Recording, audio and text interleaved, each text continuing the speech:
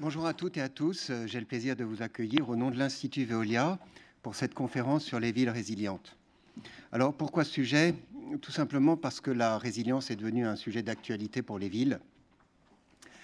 En effet, avec la densité démographique, avec la multiplication des échanges humains, les risques croissent. Ça veut dire que les territoires urbains, naturellement, se trouvent confrontés à de nouveaux et de multiples risques. Ce sont des risques, d'une part, qui sont des chocs brutaux, imprévisibles, des catastrophes naturelles, des accidents technologiques majeurs. Et face à eux, il faut colmater les brèches, il faut répondre sur le champ, il faut faire face à la pression sans relâche des événements. Et puis d'un côté, il y a d'autres types de risques qui sont des stress chroniques qui, insidieusement, sapent le tissu économique et social des villes. Ce sont par exemple les changements climatiques, la paupérisation. Ça peut être aussi le déclin économique d'un certain nombre de villes d'Allemagne orientale, ou bien ça peut être la désertification. Il n'est pour cela que de se rappeler que depuis un siècle, le Sahara a gagné 10% de sa superficie.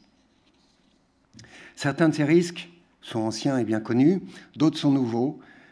C'est le cas notamment des risques qui sont nés de la révolution digitale, qui pallient certaines vulnérabilités, mais en retour en créent de nouvelles, en rendant possible les cyberattaques, en rendant possible, par exemple, le collapsus complet des systèmes d'information des villes.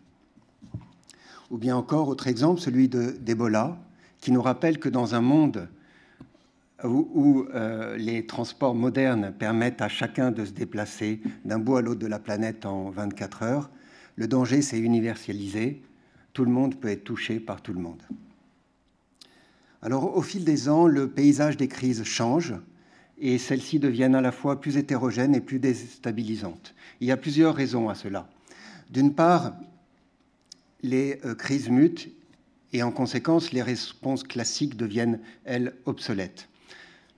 Une autre raison, c'est que, à cause même du succès de nos dispositifs de prévention et de protection, nous sommes moins habitués, donc plus démunis face aux événements atypiques. Et puis, il y a une troisième raison, c'est que la violence et puis l'amplitude des crises, en particulier des catastrophes naturelles, se sont accrues ces dernières années, et donc leurs impacts.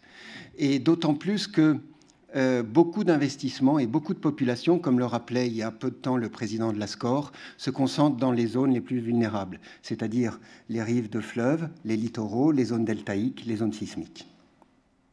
Se redécouvrant vulnérables, les villes doivent durcir leur chaîne de fonctionnement.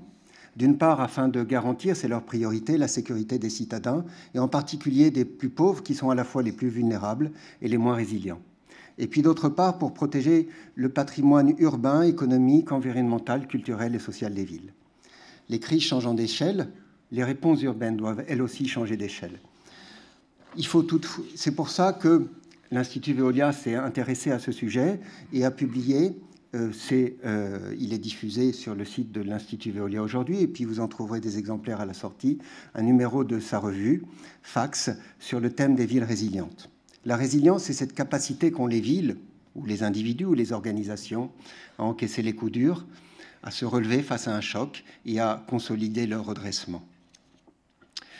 Cette revue repose sur une série d'exemples provenant des pays émergents et des pays développés, Mombasa, Nairobi, la Nouvelle-Orléans, Houston, Tokyo, Roubaix, Hambourg, etc. Copenhague aussi. Et il fait suite à un colloque qui était organisé en partenariat avec le Centre culturel international de Cerisy-la-Salle, que je remercie chaleureusement, ainsi que la Fabrique de la Cité. Les actes de ce colloque devraient prochainement être disponibles. Il ne faut pas se voiler la face. Les villes sont assaillies de priorités, en conséquence, elles ont du mal à regarder le long terme et à s'y préparer. Et il y a une difficulté supplémentaire avec la résilience, c'est que le succès d'une politique de résilience est invisible. C'est-à-dire que le succès n'arrive quand précisément rien n'arrive. Dans ces conditions, il est difficile pour un maire de mobiliser des financements pour des infrastructures qui sont coûteuses et dont l'usage est improbable et lointain. Sans parler de la fragmentation urbaine qui ralentit ou bloque des projets destinés à améliorer la résilience des villes. C'est pourquoi ce sont en général, même si c'est un constat tragique, les crises elles-mêmes qui se révèlent les plus efficaces mesures que tous les discours d'alerte que nous pouvons faire ici ou là pour prendre conscience des menaces encourues par des territoires urbains et pour, en conséquence, prendre les moyens pour les prévenir ou les contrer. En particulier les vraies crises, c'est-à-dire les crises qui dépassent et détruisent toutes les références connues, c'est-à-dire les crises qui arrachent les ancrages les plus solides. Ce sont Fukushima ou Tianjin, Harvey ou bien Katrina. On peut aussi penser plus récemment à Mendocino Complex ou Paradise. J'arrête la litanie de ces méga catastrophes dont les 2 dernières décennies n'ont pas été avares. Je voudrais simplement dire 2 choses sur 2 d'entre elles. D'une part, sur Katrina, qui a dévasté en 2005 la ville de la Nouvelle-Orléans. Katrina, c'est finalement l'irruption de la nature dans ce qui est le plus opposé à la nature, c'est-à-dire la ville.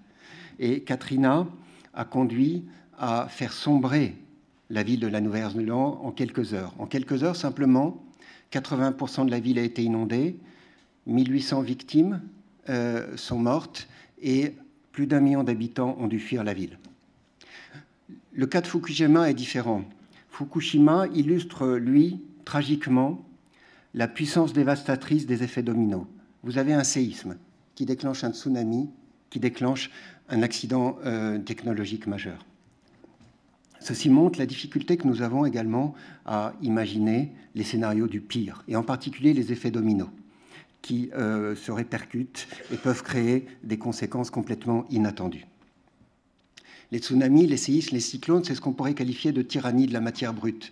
Mais il ne faut pas se leurrer. Une catastrophe n'est jamais purement naturelle. Une catastrophe naturelle, c'est une rencontre entre un risque naturel et une population, une installation qui sont, elles, vulnérables. La non-résilience est très coûteuse. Germanwatch a très récemment, ce mois de décembre, publié une étude dans laquelle cet organisme évaluait à 1 demi-million le nombre de victimes sur les 2 dernières décennies des événements climatiques extrêmes. Si on prend le cas d'un pays comme le Vietnam, on évalue que chaque année, à cause des catastrophes naturelles, il perd 1,5% de son PIB. Si on se tourne maintenant vers l'Europe, il faut savoir que chaque année, environ 5% de la population de notre continent est touchée par des événements climatiques extrêmes.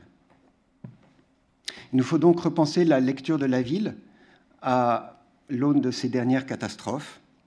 En 2018, une série d'événements, les incendies géants en Suède, mais aussi en Grèce, l'alternance de canicules et d'inondations au Japon, je ne parle pas des méga-incendies de Californie, nous ont donné un avant-goût de ce que pourraient être les conditions climatiques futures et auxquelles les villes, tant bien que mal, doivent se préparer. Des désastres naturels qui revenaient tous les 10 à 15 ans reviennent désormais tous les 2 ou 3 ans. Comment se préparer donc à gérer ces crises hors cadre et atypiques? D'une part, en cessant de se cramponner à des lignes marginaux qui, en fait, ne réassurent pas dans les cas extrêmes, mais en se projetant résolument dans l'inconnu, parce que c'est dans l'inconnu qu'il faudra trouver des réponses pour réagir autrement à des crises qui, elles, sont complètement différentes de celles que nous avons pu rencontrer auparavant. C'est Einstein qui rappelait, il y a plus de 70 ans, qu'en période de crise, l'imagination est plus importante que la connaissance. Par ailleurs, évidemment, plus les liens entre habitants ou plus les liens entre groupes d'habitants seront solides, plus une ville sera résiliente. C'est un défi important parce que, actuellement, le monde compte 900 millions de personnes qui vivent dans les bidonvilles. Et il faut savoir qu'au cours des prochaines décennies, l'urbanisation se prolongera. Nous allons urbaniser environ 3 milliards de personnes d'ici 2050. Et cette urbanisation se prolongera sous la double forme, d'une part, de la métropolisation et d'autre part, de ce qu'on pourrait appeler de la bidonvillisation. Et d'ici 3 décennies, on estime que 2 milliards de personnes, compte moins d'1 milliard aujourd'hui, habiteront ces bidonvilles. Chaque époque a bien sûr ses catastrophes, même si certaines sont permanentes. Leur forme, leur fréquence, leur intensité, les dégâts qu'elles causent se renouvellent au fil du temps. Pour l'homme du XXe siècle, l'espace des menaces s'est élargi et puis en même temps, le temps de réaction s'est raccourci, ce qui complique singulièrement la gestion des crises.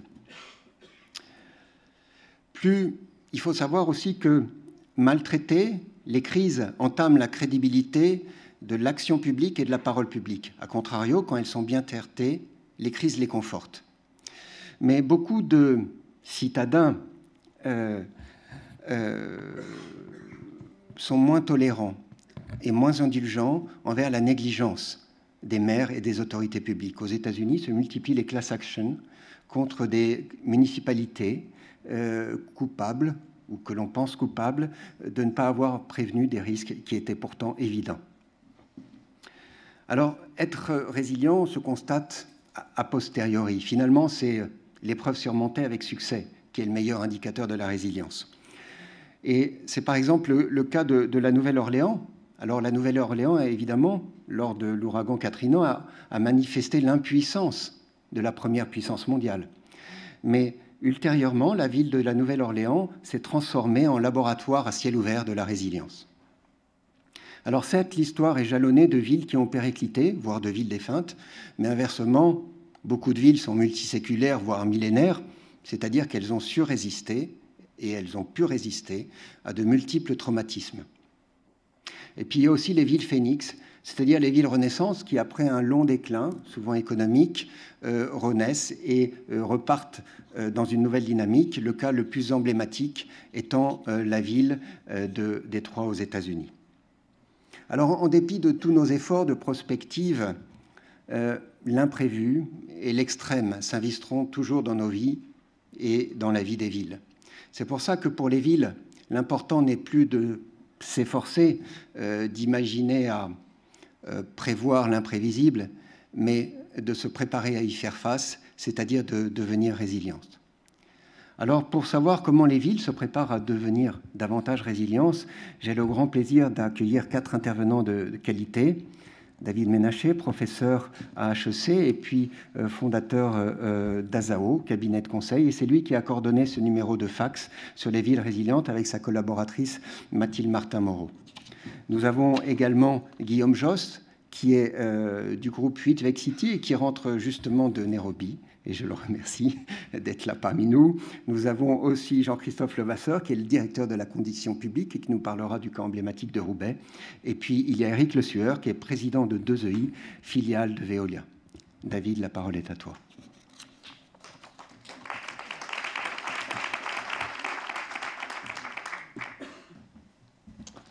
Merci Nicolas. Merci Nicolas et bonjour à toutes et à tous. Juste quelques mots d'introduction avant de commencer la table ronde et un grand merci à l'Institut Veolia de nous accueillir. Donc j'ai eu, comme le disait Nicolas, le plaisir de coordonner ce numéro fax avec Mathilde Martin-Moreau et je voulais simplement en introduction vous présenter un peu la manière dont on a construit ce numéro.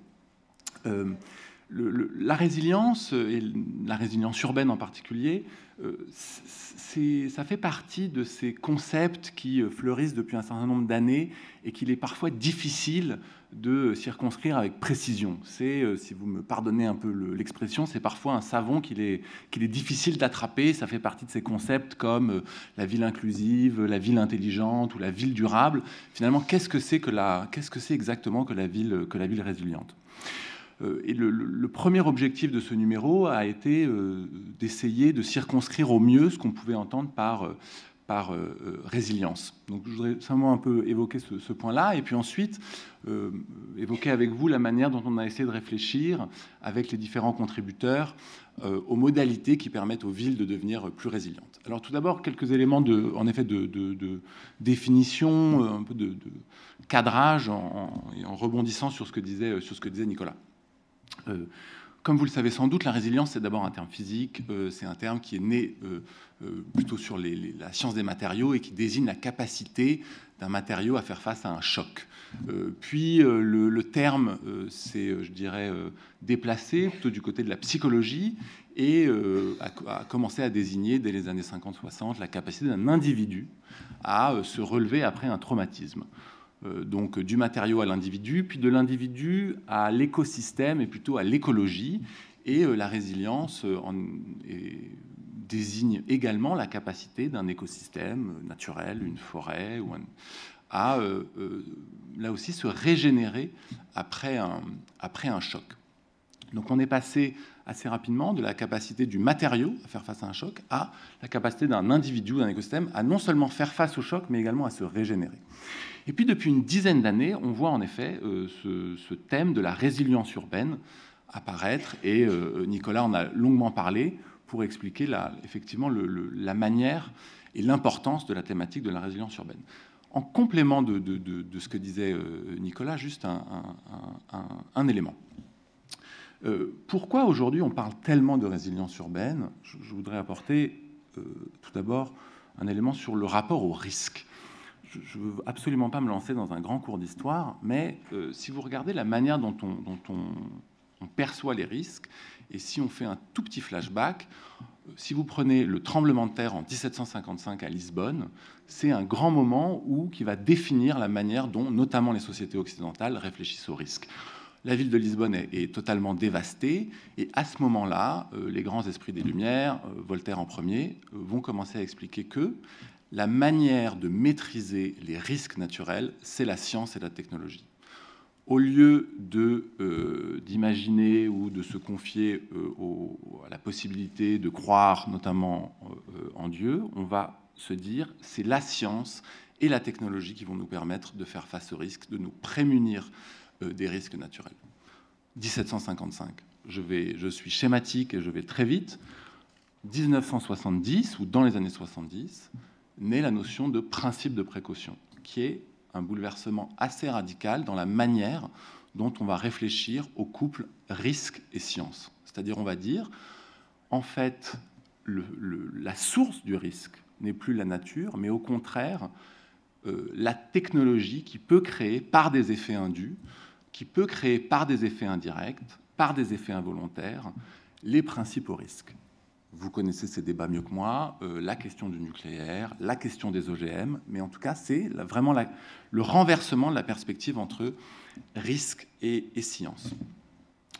La notion de résilience, elle introduit un rapport encore nouveau entre le risque et la science, parce qu'elle introduit, et pardon, c'est pas une très bonne nouvelle ou c'est pas très optimiste, mais elle introduit un certain fatalisme, un certain pessimisme. C'est-à-dire qu'on dit, jusqu'alors, on disait on peut maîtriser les risques naturels par la science, ou alors on disait par le principe de précaution, avec un peu de discipline, avec un peu d'éthique, si on se comporte convenablement, on va être capable de maîtriser les risques que la technologie induit. Avec la résilience, on dit en fait ce qu'on doit faire, c'est se préparer à l'inéluctable, et il y a une forme, je dirais, de catastrophe un peu irréversible. Et la notion de résilience, entre guillemets, pardon, c'est pas très, très optimiste ce que je vous dis là, je crois qu'elle traduit d'abord une forme de fatalisme.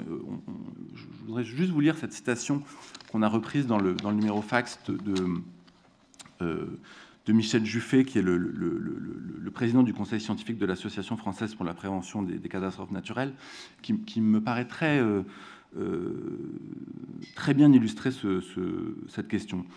Donc Michel Juffé écrit « Le succès du terme de résilience dans le discours et dans les médias est sans doute un symptôme important de notre doute, voire de notre désespoir, de parvenir à un monde meilleur.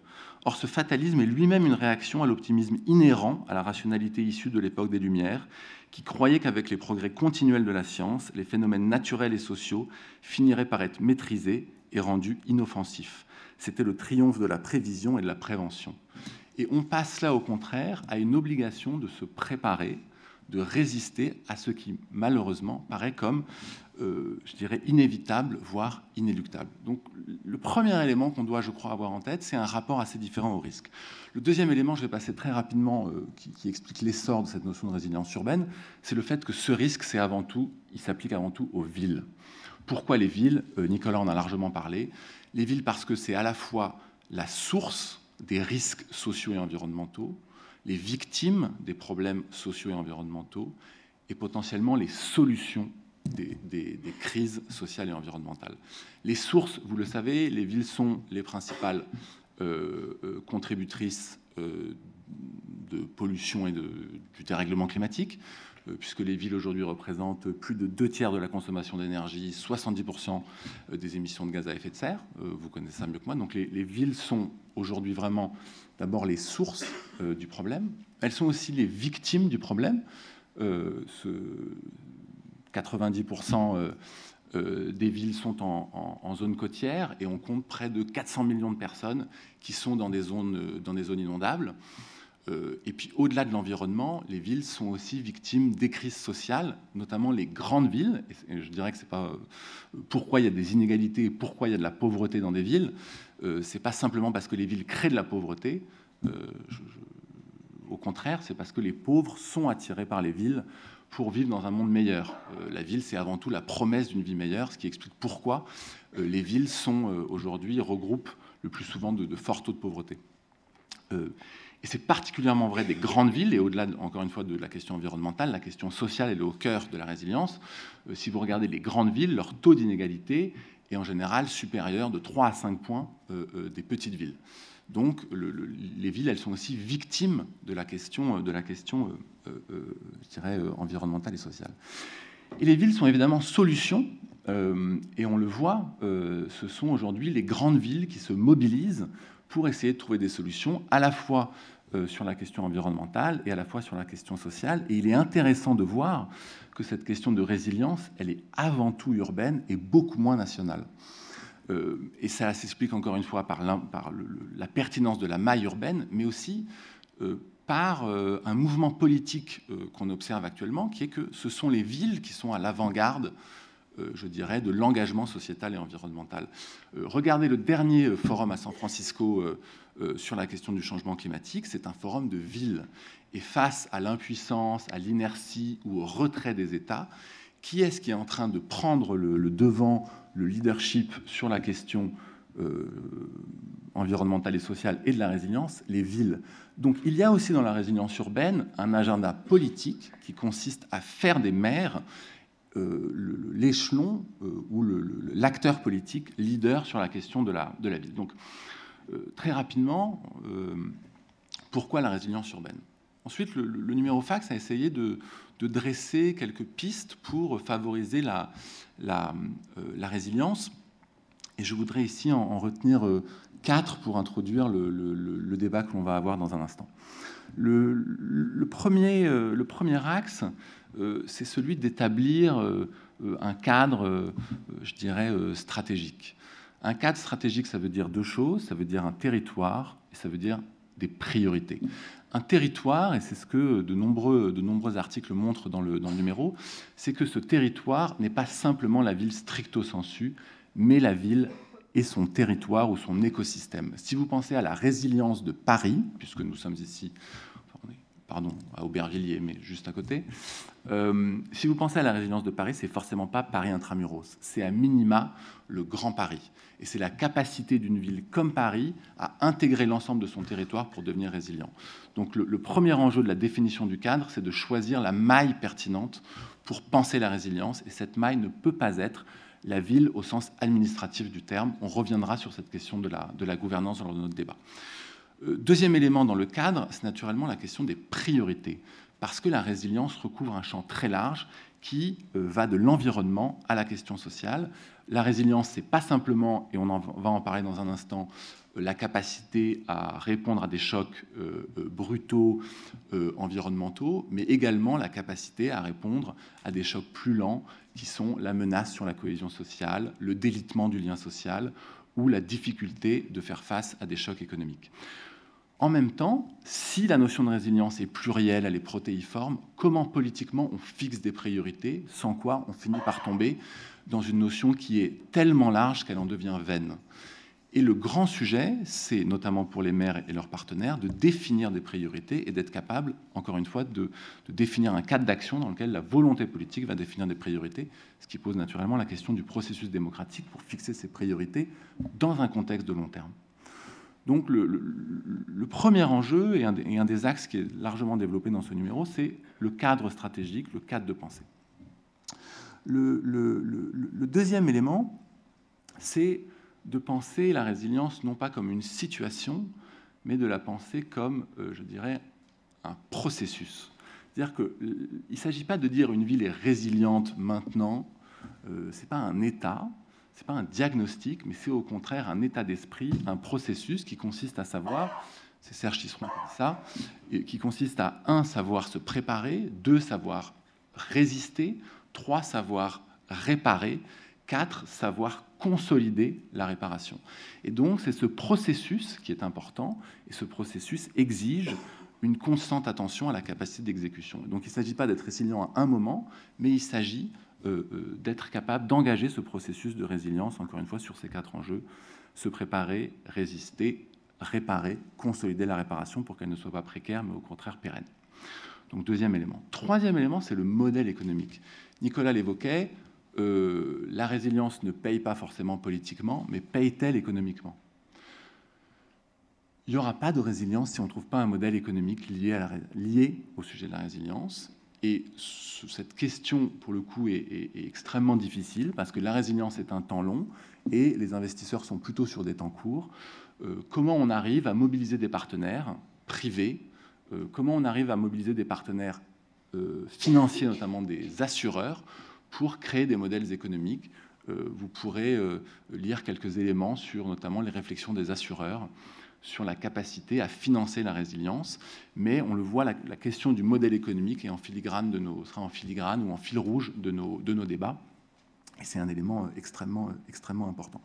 Donc le cadre stratégique, le processus, le modèle économique, et quatrième élément, c'est plutôt l'état d'esprit, c'est-à-dire comment on passe l'état d'esprit ou le modèle culturel, comment on passe d'une ville résiliente à des citoyens résilients. C'est-à-dire qu'au bout du bout, si on veut que nos territoires soient résilients, il ne s'agit pas simplement d'avoir des politiques publiques résilientes, mais également d'avoir des citoyens résilients. Qu'est-ce que ça veut dire, des citoyens résilients? Ça veut dire des citoyens qui sont également capables de s'entraider, qui sont également capables de faire face collectivement à des chocs. Il y a dans le numéro fax notamment un article, ça pourra peut-être vous étonner, un article de Facebook. Alors, je ne sais pas si certains d'entre vous sont sur des groupes Facebook, mais vous avez aujourd'hui des habitants qui utilisent des groupes Facebook au moment de catastrophes. Donc, l'article évoque notamment aux États-Unis, au moment des ouragans, vous avez des groupes qui, en fait, donc des gens qui s'auto-organisent pour anticiper, organiser les sauvetages, et qu'ils le font de manière beaucoup plus efficace, tout simplement parce qu'en fait, ils reposent sur une logique de multitude, beaucoup plus efficace que le 911, donc les opérations de service public de sauvetage. Et donc, les gens s'auto-organisent pour créer leur capacité collective à devenir résilients. Ça, c'est un élément extrêmement important, parce que, c'est ce qu'on essaye de montrer dans ce numéro, la résilience passera par la capacité d'articuler des politiques publiques, des politiques résilientes avec des initiatives citoyennes résilientes. Et c'est dans cette articulation, dans cette interface, qu'on réussira la résilience. Sur cette question des citoyens résilients, et pour introduire le débat qu'on va avoir dans un instant, il est également extrêmement intéressant de s'inspirer de ce qui se fait dans les villes émergentes. Nicolas parlait tout à l'heure des bidonvilles. Y a-t-il un endroit plus résilient que des bidonvilles ? Dans le sens où, si vous parlez à des habitants de bidonvilles, ne sont-ils pas extrêmement résilients de fait?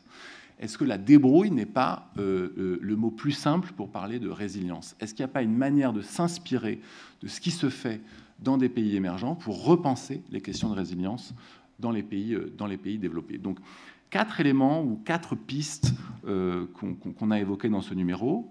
La capacité à définir des priorités face aux risques multiformes, la capacité à être dans une logique de processus, la capacité à trouver un modèle économique, et enfin la capacité à articuler des politiques de résilience et des citoyens résilients. Et c'est ça qui nous a guidés, et c'est ces différents éléments que je voudrais qu'on évoque à présent, pour, en effet, essayer de réfléchir à la conciliation de différentes dimensions dans la résilience. Tout d'abord, sur la partie des thèmes, la question environnementale et la question sociale, et on aura l'occasion d'en parler. Sur la question des géographies, la question entre les villes développées et les villes du Sud, et puis surtout se demander, encore une fois, les modèles économiques, les processus, les priorités, les facteurs de succès et les éventuels obstacles pour faire en sorte qu'en effet nos territoires deviennent résilients.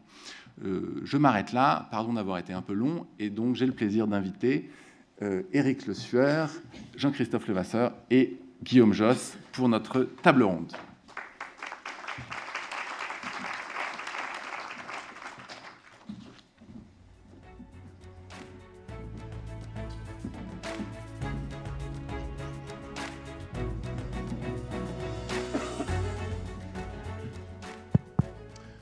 Alors, tout d'abord, bonjour à tous les trois et un grand merci d'être avec nous.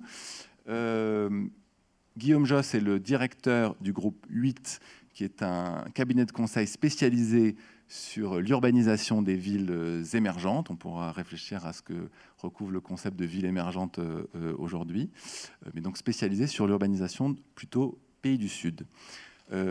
Jean-Christophe Levasseur, vous êtes le directeur d'une institution culturelle à Roubaix qui s'appelle la Condition publique, et on va voir avec vous plutôt la question de la cohésion sociale. Mais je voudrais commencer avec Éric Le Sueur, que certains d'entre vous connaissent, puisque Éric Le Sueur est du groupe Veolia. Éric Le Sueur dirige donc la société de conseil Ville Innovation Durable du groupe donc, qui s'appelle 2EI. Et les éléments qu'on souhaite voir avec Éric, c'est plutôt la manière dont aujourd'hui le groupe, je dirais, envisage cette question de la résilience, la manière dont il peut y répondre, et puis la manière dont il peut articuler des réponses face à différents chocs. Et Éric, un grand merci d'être avec nous. J'ai une première question. Quand on a préparé cette intervention, vous avez évoqué, et d'ailleurs Nicolas l'a évoqué à un moment, la différence entre des chocs lents et des chocs brutaux, et que c'est une distinction extrêmement importante pour comprendre la résilience. Est-ce que vous pouvez peut-être revenir sur cette distinction et plus largement nous dire comment vous voyez cette question de résilience et comment vous la définiriez ? Le micro marche très bien. Bonjour à tous. Il m'appartient de représenter à travers 2EI l'ensemble des actions du groupe Veolia en matière de résilience. Donc, je vais essayer d'avoir un peu la big picture de ce que peut faire le groupe Veolia en la matière. Je commencerai par dire une chose, c'est que Veolia est une société de services à la ville, fait donc partie des acteurs essentiels de la ville. Nous ne sommes pas les seuls acteurs de la ville à avoir des actions qui vont dans le sens de la résilience. Il y a évidemment les acteurs de la mobilité, les acteurs de la construction urbaine, les acteurs sociaux, enfin il y en a de très nombreux.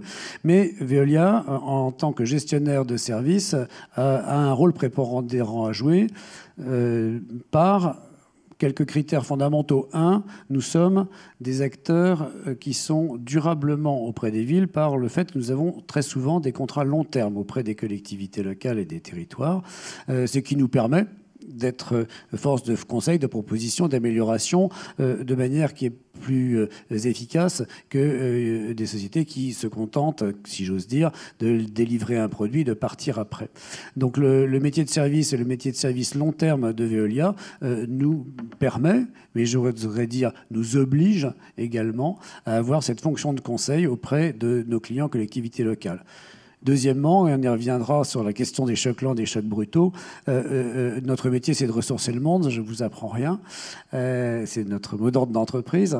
Et les thématiques auxquelles on s'attache, qui relèvent de l'économie circulaire, qui relèvent de la valorisation des ressources, mais qui relèvent aussi de l'économie au sens écologique du terme et au sens financier du terme, des services, apportent des éléments qui améliorent la résilience des villes. Donc ces deux éléments font que Veolia, par ses métiers de gestion des déchets, de gestion de l'eau, de l'assainissement, de gestion de l'énergie, est un acteur concerné et capable d'agir en matière de ville durable, de ville intelligente, de ville résiliente. Pour nous, la question des chocs durs et des chocs mous. Pour être extrêmement synthétique et donc réducteur, on pourrait dire que la manière de résoudre, d'aborder les chocs brutaux, c'est plutôt quelque chose qui relève de l'analyse des risques et de la manière de réagir à des risques. Les chocs brutaux dont on parle et qui concernent les villes et auxquels on peut apporter des éléments de réponse, ce sont les événements climatiques. Première chose, hein, les cyclones, typiquement Nouvelle-Orléans, les Antilles françaises. Ce sont 2 territoires sur lesquels Veolia est acteur, et sur lesquels Veolia a apporté de manière différente des solutions tout à fait frappantes. Par la restauration très rapide de services d'eau à Saint-Martin, si je ne me trompe, à la Nouvelle-Orléans, par l'étude prévisionnelle que nous avons menée avec Swiss Re et qui est longuement reprise dans le numéro de Facts.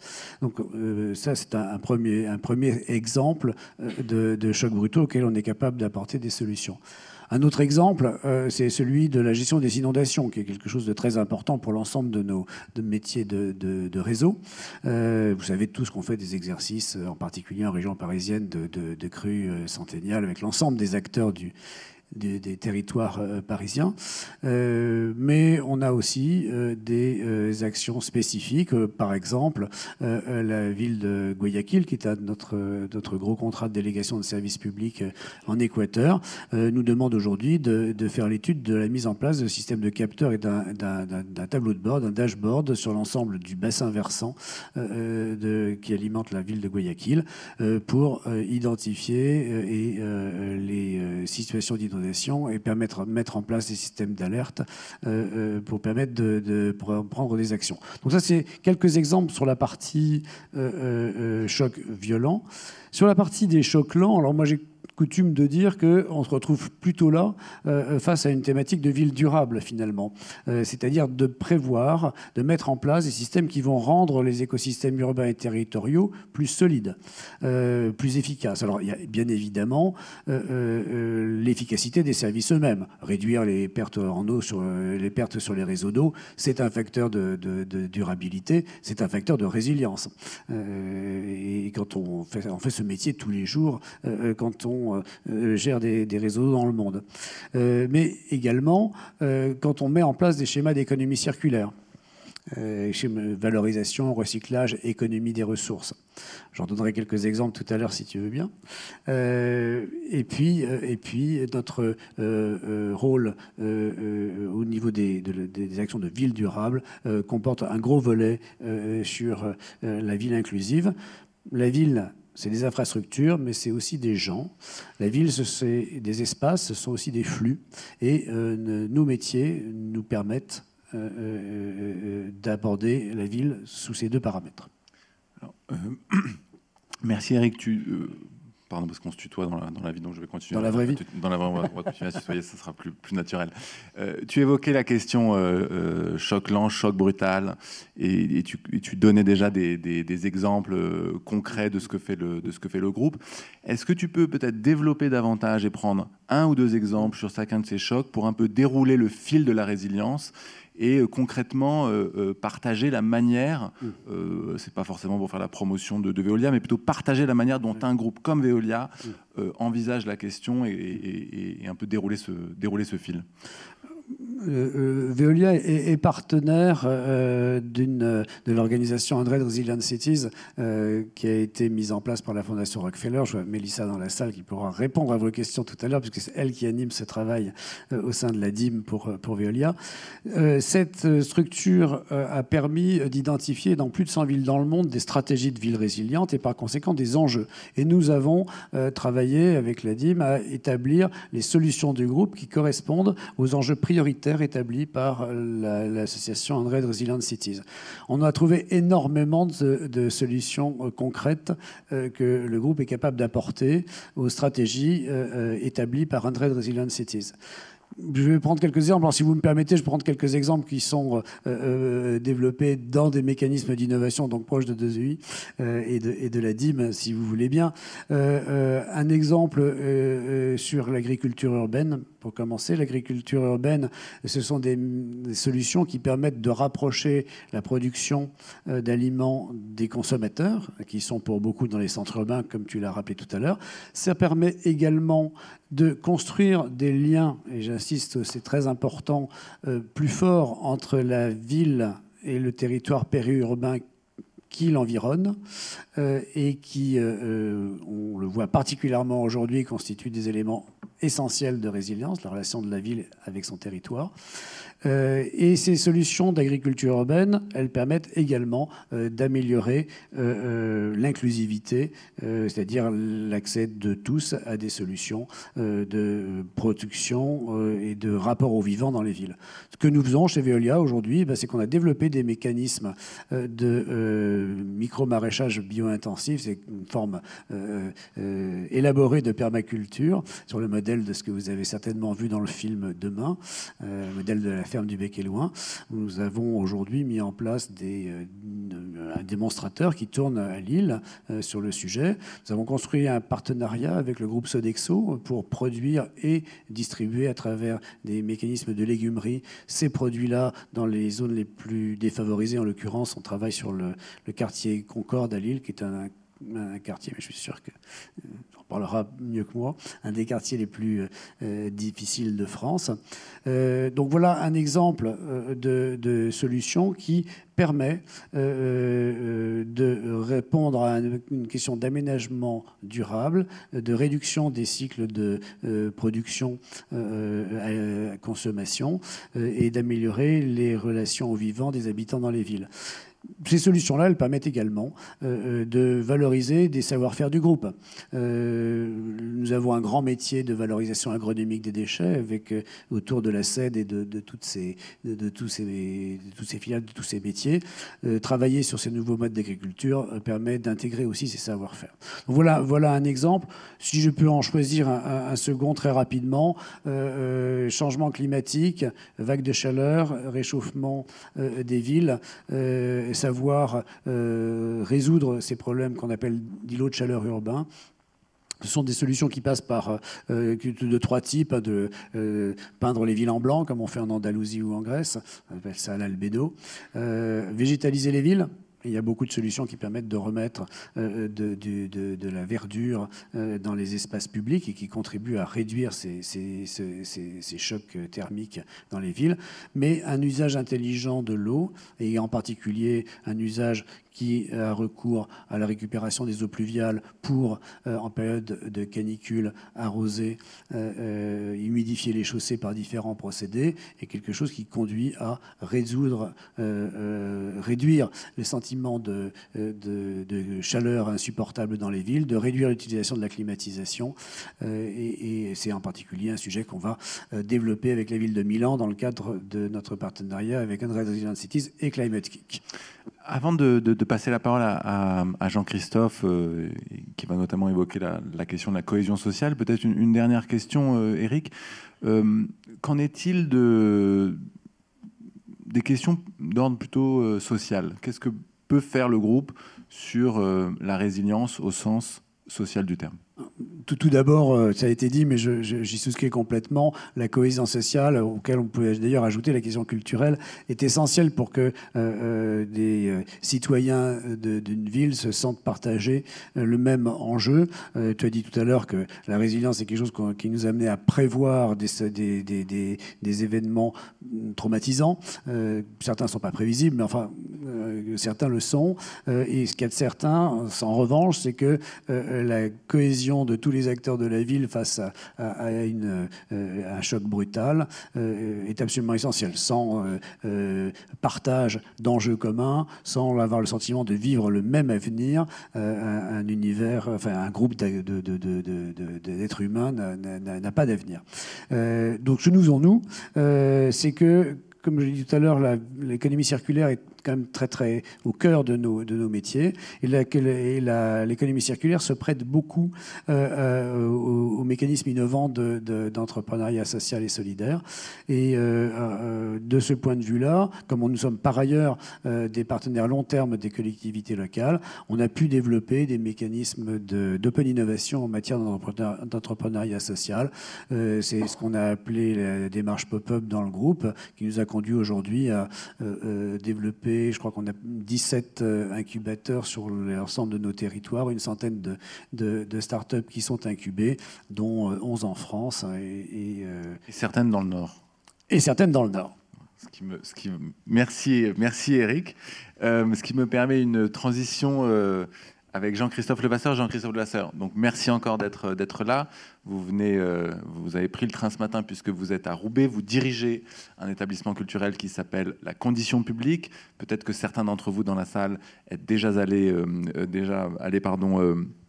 visiter la condition publique à Roubaix. On parle souvent, quand on pense résilience urbaine, et c'est ce qu'on se dit depuis ce matin, on pense très souvent choc brutal, et notamment inondation ou choc environnemental. On a souhaité apporter un éclairage aussi un peu différent sur la dimension sociale de la résilience, et voir avec vous justement comment un établissement comme la Condition Publique peut contribuer à renforcer la cohésion sociale, pour reprendre un terme qu'on utilise beaucoup en ce moment, retisser l'unité sociale ou renforcer le lien social. Et peut-être première question, Jean-Christophe, est-ce que vous pouvez un peu planter le décor, d'abord nous dire quels sont les grands enjeux à Roubaix et surtout la manière dont la Condition Publique s'est installée dans un quartier bien particulier de Roubaix. Qu'est-ce que fait la Condition Publique? Un peu que vous puissiez un peu nous expliquer cela. Merci beaucoup Jean-Christophe. Merci, et je suis très heureux d'être ici pour vous expliquer ce qu'on tente d'y faire depuis maintenant bientôt 3 ans que je suis directeur de la Condition Publique. Et peut-être en avant-propos vous dire juste une chose sur mon parcours, parce qu'il est important dans le projet qu'on s'efforce de développer à la Condition Publique. J'ai travaillé dans le secteur culturel, côté théâtre, ministère, etc. Et puis j'ai fini mon poste juste avant la Condition Publique. J'étais directeur de la culture dans la métropole européenne de Lille. Et on nous interrogeait souvent, on demandait de réfléchir, les élus nous demandaient de réfléchir sur comment tisser un lien entre politique culturelle et politique d'innovation, politique de développement économique, politique d'urbanisme, etc. C'était passionnant, je travaillais avec mes homologues, on avait beaucoup d'idées. On arrivait souvent quand même à la conclusion qu'il y avait plein de choses à faire. Mais ça semblait toujours compliqué de mettre en œuvre des plans transversaux sur une métropole d'1,5 million d'habitants. Et puis, on arrivait aussi souvent à la conclusion qu'il fallait des lieux pour que ces acteurs se rencontrent et pour qu'on tisse des liens entre des initiatives culturelles et des initiatives d'urbanisme, de développement économique, parce que ce sont des acteurs qui ne se rassemblent pas toujours. Et la coopération, elle ne se décrète pas, elle vient aussi du désir de travailler ensemble et de la rencontre, de l'infusion aussi entre les acteurs. Et donc, en 2016, quand il s'est agi d'imaginer un nouveau projet pour cet établissement culturel que vous voyez ici, la Condition Publique, eh bien, j'ai proposé d'en faire un laboratoire justement de ce croisement. Parce que je pensais que c'était un lieu idoine pour le faire, déjà parce qu'il est extrêmement beau, extrêmement grand, il offre beaucoup de possibilités, et donc c'est un formidable écrin pour des coopérations, mais aussi parce qu'il est implanté au cœur de Roubaix, qui concentre quand même d'importantes difficultés, mais qui en font autant de matières intéressantes à travailler. La ville de Roubaix, il faut imaginer que c'était 5000 habitants en 1800, 130 000 en 1900 avec l'industrialisation, et donc il faut imaginer une ville qui s'est entièrement construite autour d'usines. Vous mettez une usine, vous mettez du logement autour, vous remettez une usine, vous remettez du logement autour, etc. Il n'y a pas véritablement de centre à Roubaix, et je me souviens d'une fois où j'étais Grand Rue à Roubaix, ça porte quand même son nom, juste à côté de la Grand Place, et quelqu'un d'étranger me dit « c'est où le centre ?» Et donc voilà, c'est un peu la particularité de Roubaix, c'est que c'est une ville construite autour d'usines plutôt qu'autour d'un centre historique.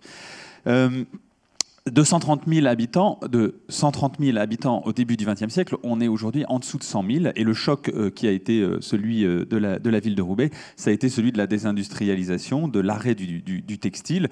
Faut mesurer que la ville de Roubaix, en 1900, c'est la capitale mondiale du textile. Presque la moitié de la laine dans le monde transite à un moment ou à un autre par Roubaix. Donc ce sont d'immenses fortunes qui se créent à ce moment-là. C'est une ville extrêmement riche. Il y a des très très très belles maisons maintenant à Roubaix, mais qui va connaître une lente désindustrialisation et qui aujourd'hui est dans une situation complètement paradoxale. C'est que dans ce cadre historique, on retrouve 96 000 habitants, donc il y a perte de 30 000 habitants, 7 000 logements vacants aujourd'hui à Roubaix, 43% de la population en dessous du seuil de pauvreté, et un chiffre dont moi je n'arrive jamais à me remettre, c'est le revenu médian d'un foyer à Roubaix qui est de 13 000 euros par an. Ce qui veut dire 50% de la population gagne moins de 13 000 euros par an à Roubaix. Et le quartier du Pile dans lequel est implantée la Condition Publique, c'est un mauvais quartier de Roubaix. Et donc le revenu médian, si vous prenez ce revenu médian, il est de 9 000 euros par foyer et par an. Et c'est en même temps une ville qui est évidemment construite sur les migrations, construite aussi sur voilà, une centaine de nationalités différentes, et une autre statistique qui là est plus positive, et, enfin, en tout cas qui ouvre une perspective, c'est qu'un habitant sur 2 a moins de 30 ans. Voilà un peu à quoi ressemble le quartier du Pile où nous sommes. Donc vous voyez beaucoup de maisons murées, on est sur cet urbanisme de friches.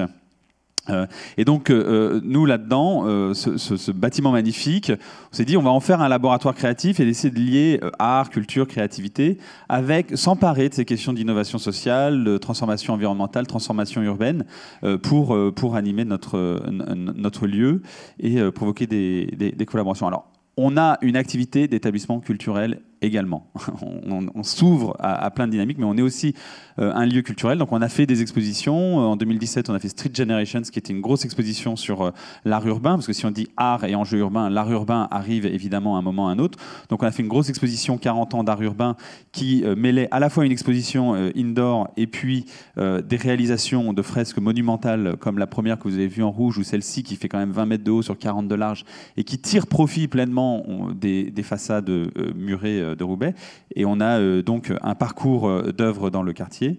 Nous avons cette année proposé une exposition qu'on a conçue avec des acteurs très différents, avec des acteurs du milieu économique, l'école d'architecture, le Fonds régional d'art contemporain, la Fondation Abbé Pierre, où on s'est emparé de la question de l'habitat pour essayer de produire une exposition à partir de regards croisés, des œuvres artistiques. Moi, je vous montre les œuvres artistiques, mais il y avait également plein de projets d'architectes, de design ou d'économie qui étaient présentés, donc de provoquer un dialogue entre des regards très différents. Et puis une dimension plus festive avec une invitation qu'on avait faite à Yes We Camp pour un camping sur le toit.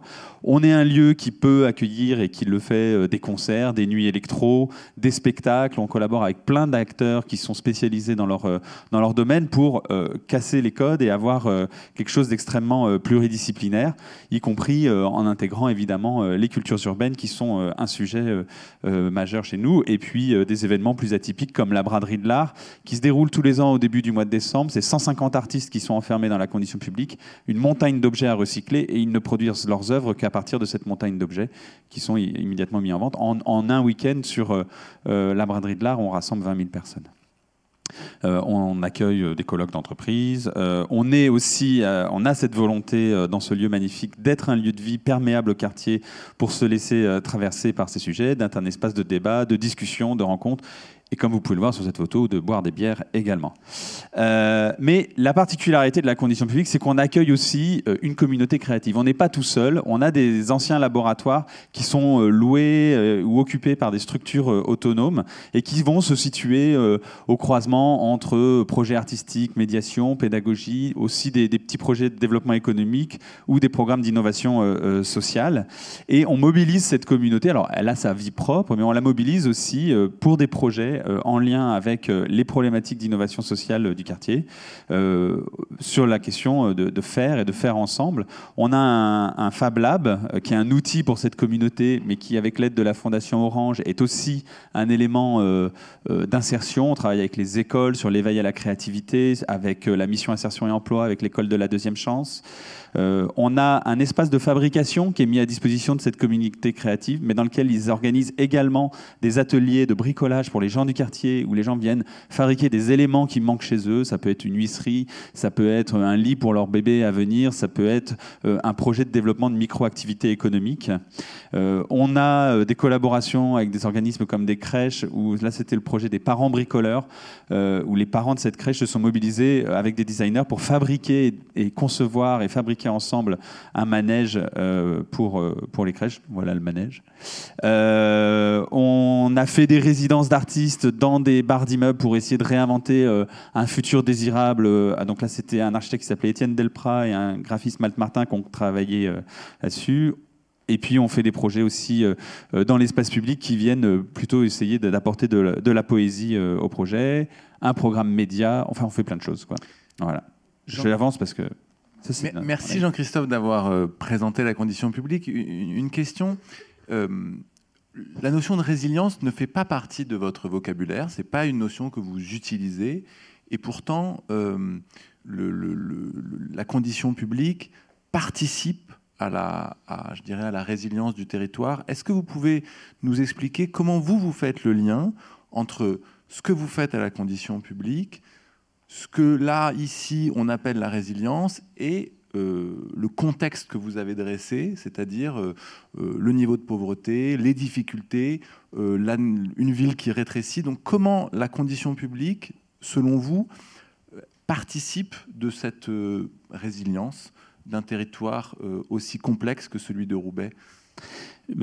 On est comme M. Jourdain, on fait de la prose sans le savoir, donc on fait de la résilience sans le dire. On a évidemment à l'esprit ces questions-là. Nous, on veut être dans une approche qui est celle d'expérimenter des projets. On espère qu'ensuite, des choses peuvent se dupliquer ailleurs, donc on privilégie cette idée de laboratoire. Néanmoins, ce qui nous anime, c'est d'avoir une approche nouvelle en impliquant des artistes et des créateurs sur des enjeux de société, de transformation urbaine et d'environnement. Et de pouvoir mobiliser aussi la communauté des habitants, des usagers de cette ville et de ce quartier pour qu'ils acquièrent des savoir-faire, qu'ils se remobilisent et qu'ils reprennent confiance dans leur capacité à agir et qu'on se mobilise après ensemble dans des grands projets communs en essayant de faire autrement. Est-ce qu'aujourd'hui, vous travaillez beaucoup avec les politiques publiques et d'ailleurs les acteurs privés? Vous avez mentionné beaucoup de partenariats possibles, mais, de partenariats existants, pardon. Mais quelle est un peu la manière dont vous articulez avec les politiques publiques à Roubaix et les acteurs du secteur privé?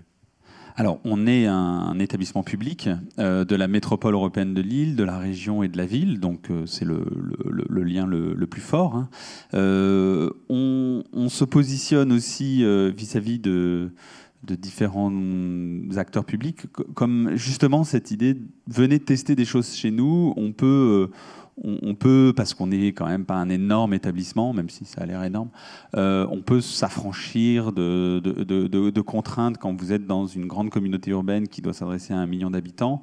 Nous, on peut tester des choses. On le fait avec aussi des services de l'État. On a un programme autour de l'alimentation qui est travaillé avec la direction régionale de l'agriculture et de l'alimentation. On travaille sur des enjeux de citoyenneté avec le commissariat général à l'égalité des territoires, avec la préfecture du Nord. Quand je dis citoyenneté, il faut aussi entendre prévention de la radicalisation, parce que vous vous doutez que c'est un sujet à Roubaix. Voilà, on est un espace où on peut tenter des choses et y apporter du créatif. Je peux donner un exemple aussi d'une approche plus sur les questions d'urbanisme. On a un festival participatif tous les ans qu'on fait à l'extérieur. On le fait à l'extérieur et donc on s'est dit c'est à chaque fois l'occasion de scénographier un espace urbain et d'envisager un futur désirable. Et on s'est posé en 2018 et on veut y revenir parce qu'on trouve ça passionnant dans cet endroit-là. Qui est un canal. Alors la condition publique, c'est la petite tour qui est là-bas. Voilà, donc c'est pas très loin de chez nous, mais c'est un endroit complètement délaissé en bord de canal, qui est un endroit où objectivement les pratiques là, c'est consommation d'alcool et de drogue tard le soir ou même pas du tout, et qui en même temps est en entrée de métropole par rapport au canal. C'est la porte d'entrée sur la Belgique. Donc vous voyez quand vous arrivez de Belgique en vélo, vous passez là. C'est chouette. Hein. En fait, on a mobilisé tous les gens qu'on forme tout au long de l'année au bricolage, la communauté créative, les acteurs du quartier. On s'est mobilisé pour dire mais qu'est-ce qu'on aimerait que ce lieu soit, quels sont les besoins, comment on pourrait l'investir. Et on le fait avec la force d'un événement qui est un festival, ce qui fait qu'en plus, on va y rajouter des fêtes, des spectacles, etc. Donc, on participe à l'activation d'un espace public. Et voilà ce qui a été imaginé. C'est un chantier qui a duré 1 semaine avec une trentaine d'architectes constructeurs, une 50aine de bénévoles qui s'étaient formés chez nous de tous âges et pouvoir créer un espace complètement différent avec des espaces de jeu, des espaces de détente, une proposition qui n'a duré que 3 jours mais qui a rassemblé 10 000 personnes en 3 jours et qui, de l'aveu même du maire, le maire disait ça faisait partie des endroits qui est considéré comme étant les plus délaissés de Roubaix, et qu'aujourd'hui, peut se reprojeter sur une histoire à raconter. Je pense que c'est extrêmement important de raconter des histoires, parce que c'est ce qui rend la force du récit, c'est ce qui rend les choses possibles sur l'année. On peut toujours étaler plein de chiffres. Il y a un moment, c'est des expériences, c'est du relationnel, c'est le fait aussi de recréer. Je ne sais pas si on le voit bien sur les photos. Vous voyez. Il y a une grande diversité des populations aussi qui se retrouvent dans ces espaces-là. Ce qui est important dans nos espaces aussi, dans nos sociétés aujourd'hui, c'est que on a tendance à se regrouper par semblables. Et les espaces publics, si on ne les réinvestit pas de cette façon, eh bien, ils perdent cette fonction où, ok, c'est bien, on se regroupe par communauté, mais il y a un moment, les communautés se retrouvent tout ensemble dans un espace et sont capables de dire, ici, c'est la nation, c'est la fabrique citoyenne. Et c'est un élément très important pour, effectivement, la résilience. Et juste, dernière question avant de passer la parole à Guillaume et de parler villes émergentes. Vous parliez de l'importance justement de recréer de la diversité, pardon pour le mot parfois un peu creux, ou en tout cas de ne pas avoir des communautés qui se juxtaposent. Est-ce qu'il est difficile aujourd'hui de mobiliser des habitants autour de ce projet, et comment vous arrivez justement à mobiliser suffisamment de personnes? On évoquait juste avant d'être ici, pour préparer les taux d'abstention à Roubaix. Je crois que vous disiez qu'il y avait 50% d'abstention aux élections municipales à Roubaix.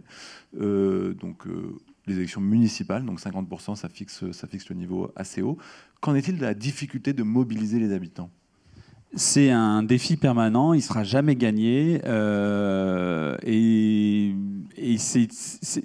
Moi, je vois il y a deux, trois éléments pour mobiliser. D'une part, on doit être une grande maison commune, mais on doit multiplier les portes d'entrée. Et c'est pour ça qu'on va travailler sur l'alimentation, parce que là, on touche une certaine catégorie de personnes avec des ateliers cuisine, on va faire des ateliers bricolage, on va toucher d'autres personnes. Donc ça, c'est très important de multiplier les raisons pour lesquelles les gens vont rentrer là. Et c'est pas du tout les mêmes pour quelqu'un qui vient assister à un concert de Clara Luciani ou quelqu'un qui vient pour se fabriquer un lit pour son enfant. Mais à la fin, ils arrivent quand même dans le même espace et ils cohabitent. Donc ça, c'est un premier point. Pour mobiliser, je crois beaucoup au fait de proposer aux gens de faire. C'est-à-dire qu'il ne faut pas seulement leur proposer de la consommation, mais il faut leur proposer d'être acteurs et par là de gagner en capacité d'action. Et ça marchera par capillarité. C'est-à-dire qu'au début, vous allez avoir ceux qui sont les plus volontaires, mais vous sentez que vous allez gagner quand le renouvellement du public se fait par bouche à oreille sur ces ateliers-là. Et puis, il faut aussi assumer la question du désir. Ces lieux culturels, il faut qu'on fasse rêver. Il y a un moment, on ne peut pas être que dans... il y a une dimension intellectuelle qui doit être extrêmement présente. Mais il faut se faire plaisir aussi, il faut avoir le sens de la fête.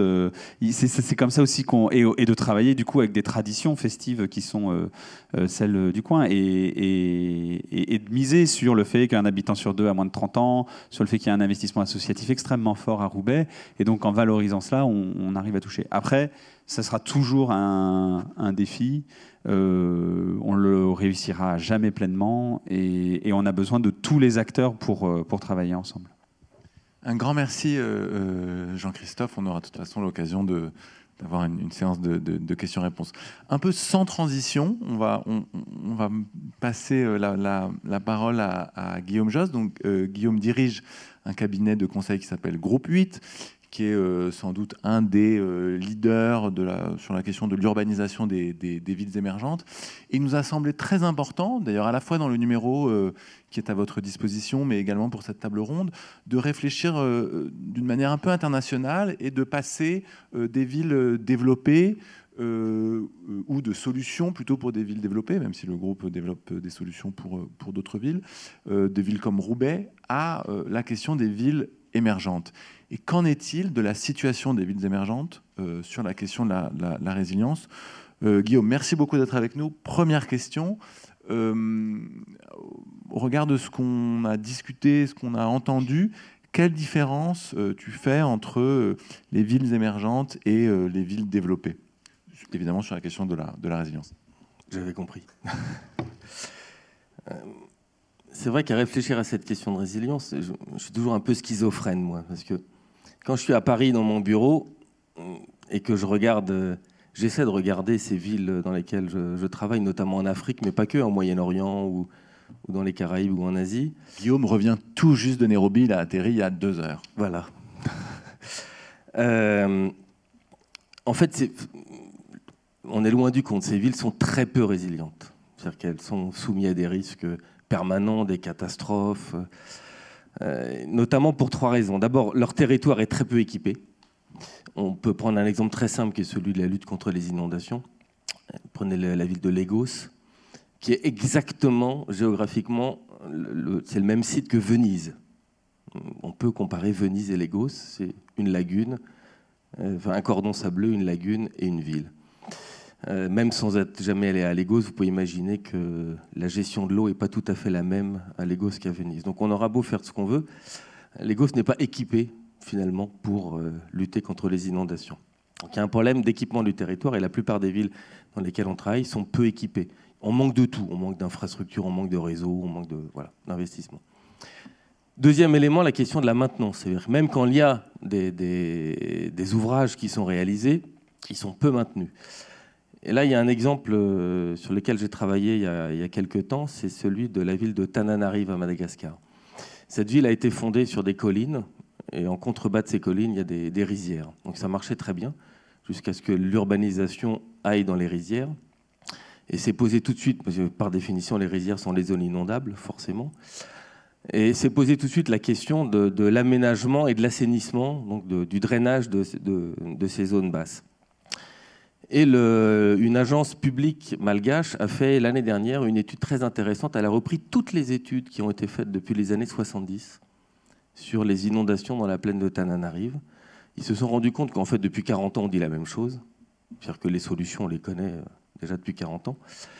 Il y a eu des millions d'euros de dépensés pour le drainage, mais que finalement, comme il n'y a pas de ramassage des déchets, il n'y a pas de curage de ces caniveaux, il n'y a pas d'entretien, et bien tous les 10 ans, on refait des investissements au même endroit et on recommence, et on recommence, et on recommence. Donc la question de la maintenance, elle est absolument clé, parce que si c'est investir pour ensuite avoir un canal bouché, ça ne fonctionne pas.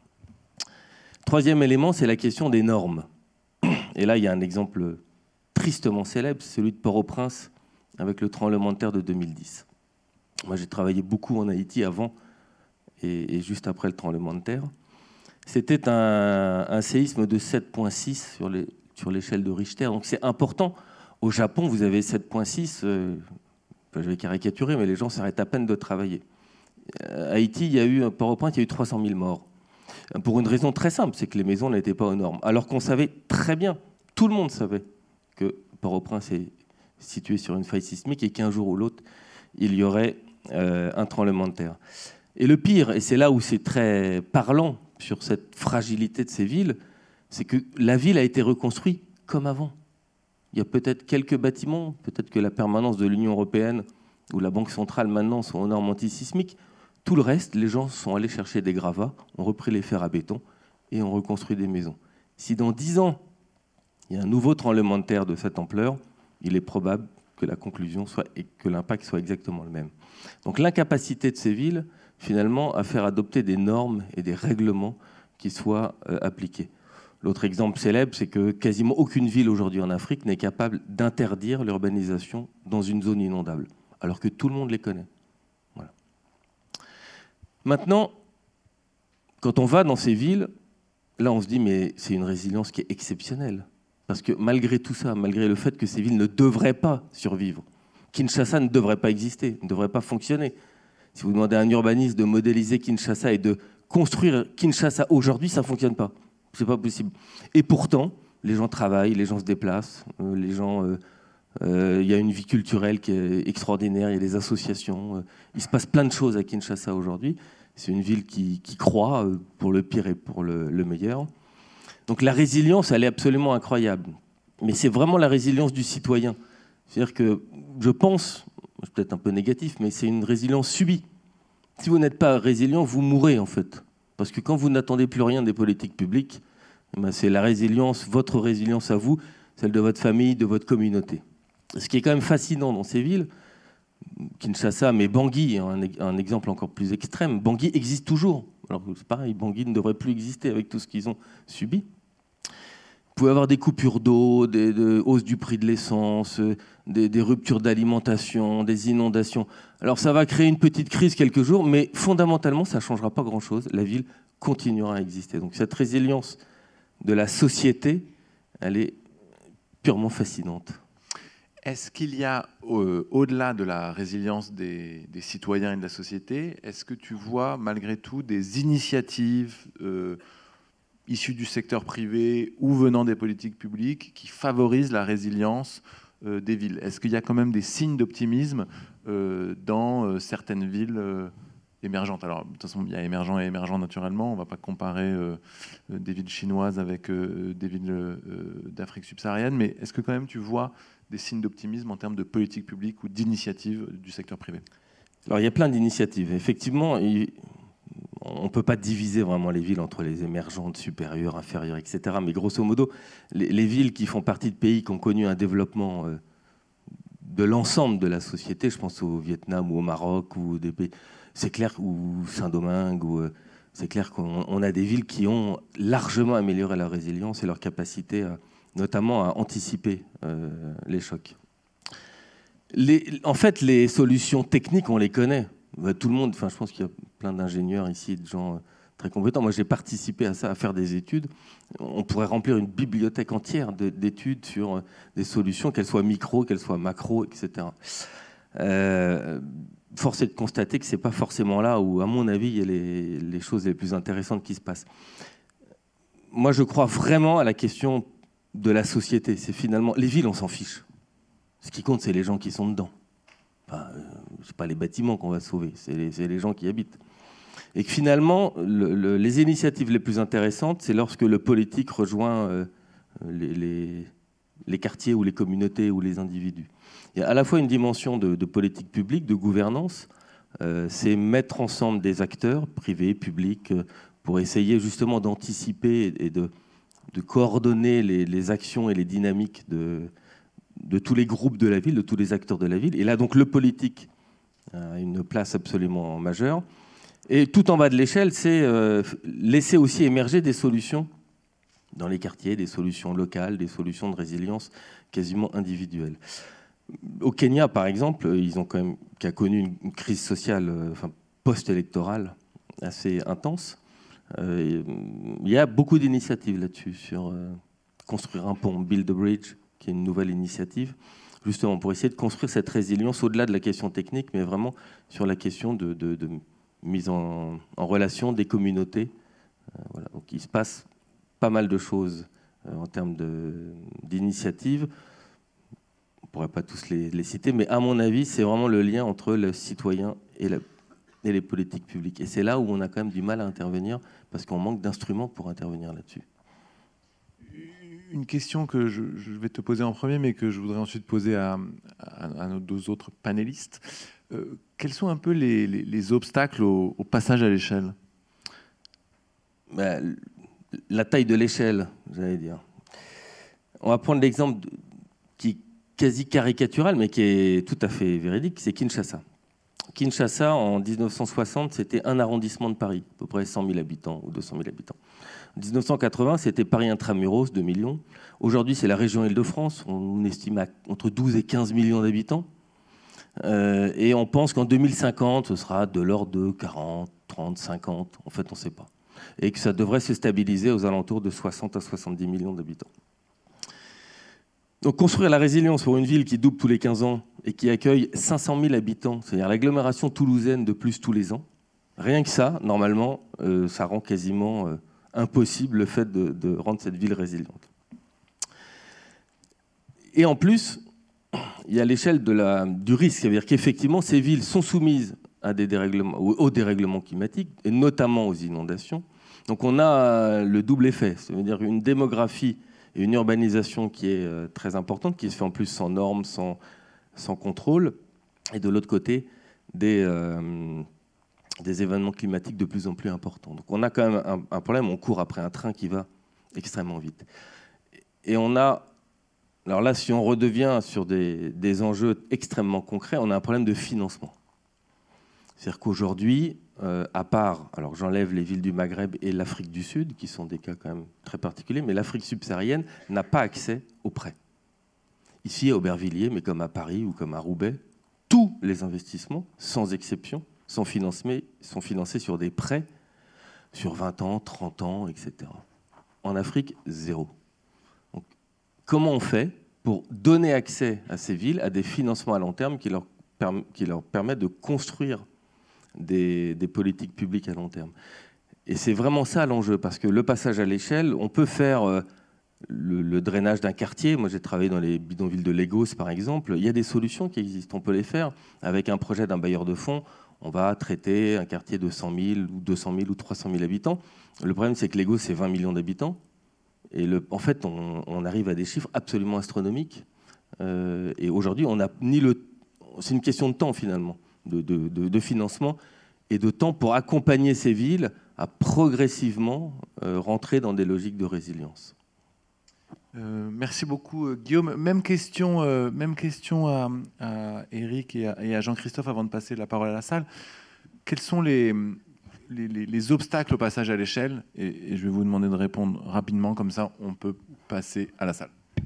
Très rapidement, effectivement, les obstacles que je mettrais en avant sont les obstacles de gouvernance et les obstacles économiques, mais j'ajouterais à cela les obstacles de formation. Gouvernance, on l'a évoqué, faire travailler ensemble des communautés, des élus représentatifs, des territoires autour de villes, etc. C'est quelque chose qui n'est pas facile et qui est absolument essentiel si on veut définir des pistes concrètes, opérationnelles et qui concernent tout le monde. Financement, on retombe sur la question des externalités qui sont importantes dans tous nos métiers. Quand on se préoccupe des grands problèmes environnementaux, on a immédiatement cette question-là. Cette question, elle se pose aussi pour les sujets de résilience. Comment financer des préoccupations long terme? Alors, il y a des nouveaux outils financiers qui peuvent être prometteurs pour l'avenir, hein, autour des Resilience Impact Bonds et de ces outils qui s'inspirent des Social Impact Bonds et qui peuvent permettre à des acteurs publics et acteurs privés de lancer des mécanismes efficaces, mais ça n'en est qu'au balbutiement. Troisième aspect, quand même, que je voudrais mettre en avant, on l'avait évoqué lors du colloque de Cerisy de l'année dernière, c'est la question de la préoccupation, de la maintenance, de la formation de l'ensemble des acteurs de la ville à des sujets qui ne sont pas immédiatement rétributifs, qui ne sont pas très glamour. Je me rappelle l'intervention d'un représentant de la RATP qui disait qu'il avait du mal à faire accepter les travaux de maintenance dans les installations, dans les infrastructures, et à recruter des gens de qualité dans ces métiers-là parce qu'ils ne sont pas aujourd'hui suffisamment, entre guillemets, sexy. Et du coup, il y a ce risque de perte de compétences et de perte d'attractivité de ce qui est quand même un aspect fort de la résilience, c'est-à-dire la bonne tenue des infrastructures et des équipements. C'est également un facteur bloquant. Merci Eric. Jean-Christophe, pour conclure avant d'ouvrir le débat à la salle, pour vous, les obstacles au déploiement de ces stratégies, notamment sur le territoire de Roubaix? Deux éléments. Un premier, c'est ce qu'on s'efforce de faire implique de faire coopérer des gens qui ont des temporalités, des objectifs très différents. Il faut arriver à construire un cadre dans lequel les gens acceptent de ne pas être dans la réponse immédiate à la question qu'ils ont posée. Ce cadre, c'est celui d'un temps un peu plus long, d'un cadre de financement qui s'appuie aussi sur la finance publique, qui s'appuie aussi sur le mécénat, parce que c'est une logique de recherche. Et si vous cherchez quelque chose d'applicable directement et duplicable, on va passer à côté de ce qu'on cherche, parce qu'on ne sait pas toujours ce qu'on cherche. Première chose. Ensuite, sur le passage à l'échelle, je pense que paradoxalement, des initiatives telles que la nôtre cultivent idéologiquement l'idée qu'on peut peut-être trouver une manière différente de faire qui ne coûte pas d'argent public. Et en fait, on est en train de construire notre propre limite, c'est que dupliquer, ça veut dire dépenser ailleurs aussi. Enfin, il y a un moment, il y a une espèce de croyance qu'on va réinventer plein de modèles différents. Aujourd'hui, les choses exceptionnelles qu'on arrive à faire à la condition publique, moi j'y crois beaucoup, mais elles s'appuient sur de l'engagement, du militantisme et du bénévolat. Si vous voulez passer à l'échelle, à un moment, les gens, il faut les payer. Et les gens, ils acceptent dans un cadre particulier de s'engager, de donner du temps, de militer. Mais si vous êtes sur une logique de duplication... Et on est dans un modèle français où on dit toujours qu'il faut privilégier la dépense d'investissement sur la dépense de fonctionnement, mais en fait, on confond philosophie d'investissement et qualification comptable de l'investissement, ce qui fait qu'aujourd'hui, c'est plus accepté qu'une collectivité locale crée un rond-point qu'elle ne finance une école. Il vaut mieux créer une autre école que de faire bien fonctionner la première. Donc ça, c'est aussi voilà, un élément. Bon, désolé. Non, au contraire. Merci Jean-Christophe. On aura réussi à parler de rond-point post-gilet jaune, ce qui était quand même nécessaire. Enfin, pardon, là, oui, peut-être que je suis... wishful thinking, exactement. Merci, Eric. Alors, ce que je vous propose, c'est d'ouvrir un peu le débat à la salle. Voilà, on a le temps pour des questions, pour des commentaires, pour des interpellations, pour des critiques. Voilà. Et il y a Edith, merci beaucoup, qui est là avec un micro. Donc, et juste un mot, si vous aviez la gentillesse de vous présenter en quelques secondes et ensuite de nous donner votre question. Edith Ergonde, directrice du Centre culturel de Cerisy. Je voulais surtout réagir pour apporter 3 bémols à votre ouverture, David. Mais en fait, ces bémols ont été apportés au cours de la table ronde, donc insister sur l'ouverture qu'elles ont présentée. Ces 3 bémols, c'était d'associer résilience et catastrophisme. Je pense que c'est une contre-vérité, ou alors que ce fatalisme que vous mettez en évidence, c'est effectivement celui des politiques ou celui des personnes qui se trouvent démunies par rapport à ça, mais face auquel il faut considérer cette résilience de fait des citoyens en situation et qui, eux, ne sont pas toujours pris du fatalisme, mais d'un ce qu'on pourrait appeler du réalisme. Et donc, moi, je dirais que la résilience, c'est la capacité à proposer justement des solutions face au catastrophisme, mais qui ne sont pas des solutions totalitaires ou générales. Ce sont des expériences qu'on essaye de faire au cours des processus. De la même façon, parce que je ne peux pas aujourd'hui prendre la parole sans citer un livre que je vous conseille à tous de lire, qui est Résonance d'Hartmut Rosa, celui qui a dénoncé le système d'accélération après avoir pendant un moment préconisé la décélération, a aujourd'hui pris plutôt une position d'apporter un élément de solution, c'est celui de préserver les situations de résonance dont nous avons déjà hérité quand nous sommes enfants. Le deuxième élément, je vais vite, ne vous inquiétez pas, c'est l'idée que la résilience se pose d'abord dans les villes. Je n'y crois pas du tout. D'ailleurs, aujourd'hui, qu'est-ce que c'est qu'une ville? On parle plutôt d'espace métropolitain, et vous l'avez dit, sur l'écosystème. C'est ça qui est important. Simplement, les villes se donnent des vulnérabilités peut-être qui appartiennent peut-être plus à des chocs durs que mous, mais à chaque fois qu'on a vu que des vulnérabilités prenaient d'abord naissance dans les villes, elles se sont ensuite transmises à tous les espaces ruraux et autres. Je pense à la sécurité, je pense à beaucoup de choses. Donc je pense que, et notamment face au changement climatique, les villes ne sont pas les seules victimes possibles.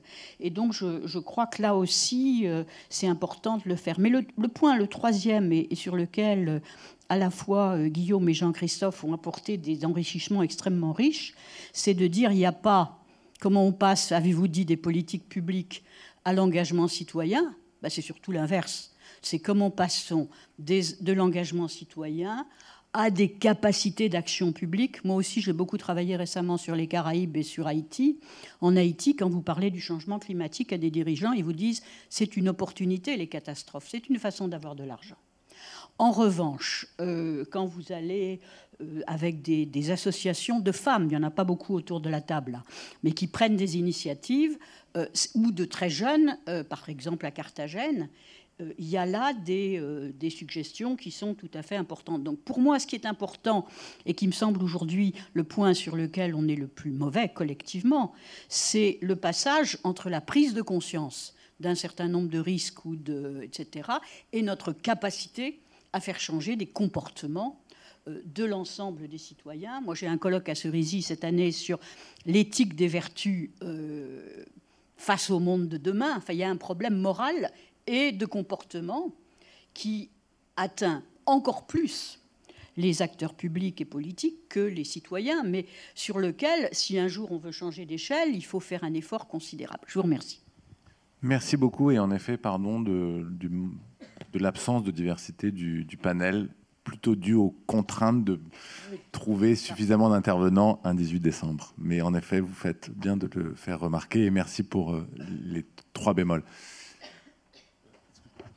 Juste, moi, je voudrais juste réagir sur votre remarque sur la question des villes. Je pense pas que le propos. Au début, je me suis posé la question aussi sur pourquoi les villes seraient plus susceptibles de. Et en fait, j'ai entendu autre chose, et ça, je trouve qu'il faut s'y intéresser, c'est que l'échelle de gouvernance pour résoudre ces questions-là est plus sur la ville et la relation de la ville à son territoire proche que, et c'était dans la présentation, sur la responsabilité des nations. Et c'est vrai que l'émergence des villes, mais au sens des anciens duchés, finalement, comme cadre de gouvernance et de recherche de solutions dans la relation peut-être ville avec son environnement, avec sa région, plus que des grandes politiques nationales. Ça, c'est un élément intéressant dans la remarque. Sabine Chardonnay, j'enseigne et je fais de la recherche en architecture et urbanisme, et j'étais au colloque de Cerisy. Je pense qu'un des points qui est vraiment très important et en même temps compliqué à attraper, c'est celui, non pas de la grande échelle, mais de l'intrication des échelles. C'est-à-dire de la réflexion convergente à différentes échelles en même temps, et à des échelles très petites jusqu'à des échelles très grandes. Je prends pour exemple, la semaine dernière, il y a eu 2 séances de débat à l'Institut des systèmes complexes à Paris, dont l'un avec des gens qui travaillent sur l'innovation énergétique. Et on voit apparaître dans l'appréciation scientifique contemporaine la question des modèles de toute petite échelle par rapport à des systèmes complexes, qu'ils appellent les toy models. Et ceci répond au problème qu'on connaît dans les systèmes complexes d'effets non linéaires, et qui sont donc contre-intuitifs et pas toujours prédictibles. Donc là-dessus, sur le plan scientifique, on nous alerte en permanence sur le besoin d'articuler les échelles. Et je pense qu'on peut tout à fait faire passer cette question de la convergence et de l'intrication ou de l'opposition des échelles sur les systèmes sociaux, sur les questions de prévention, effectivement, sur les questions économiques. Mais on est un peu loin du compte là-dessus encore, parce que les grands acteurs ont du mal à changer leur structure de pensée et de fonctionnement. C'est vrai, une fois encore, il y a beaucoup de choses qui sont contre-intuitives là-dessus. Je prends un autre exemple, Masatoshi Funabashi, qui nous avait parlé effectivement de recherche sur la culture et les systèmes complexes, est en train de faire un travail de retour sur ces expérimentations de synécoculture, où il analyse avec des médecins, avec le corps médical, les effets des nutriments qui sont sortis d'expériences de synécoculture sans intrants chimiques, et où il apparaît apparemment qu'on a un nombre de compositions et de composants phytochimiques à très faible dose qui jouent un rôle fondamental dans la capacité de récupération, par exemple, de malades dans des hôpitaux.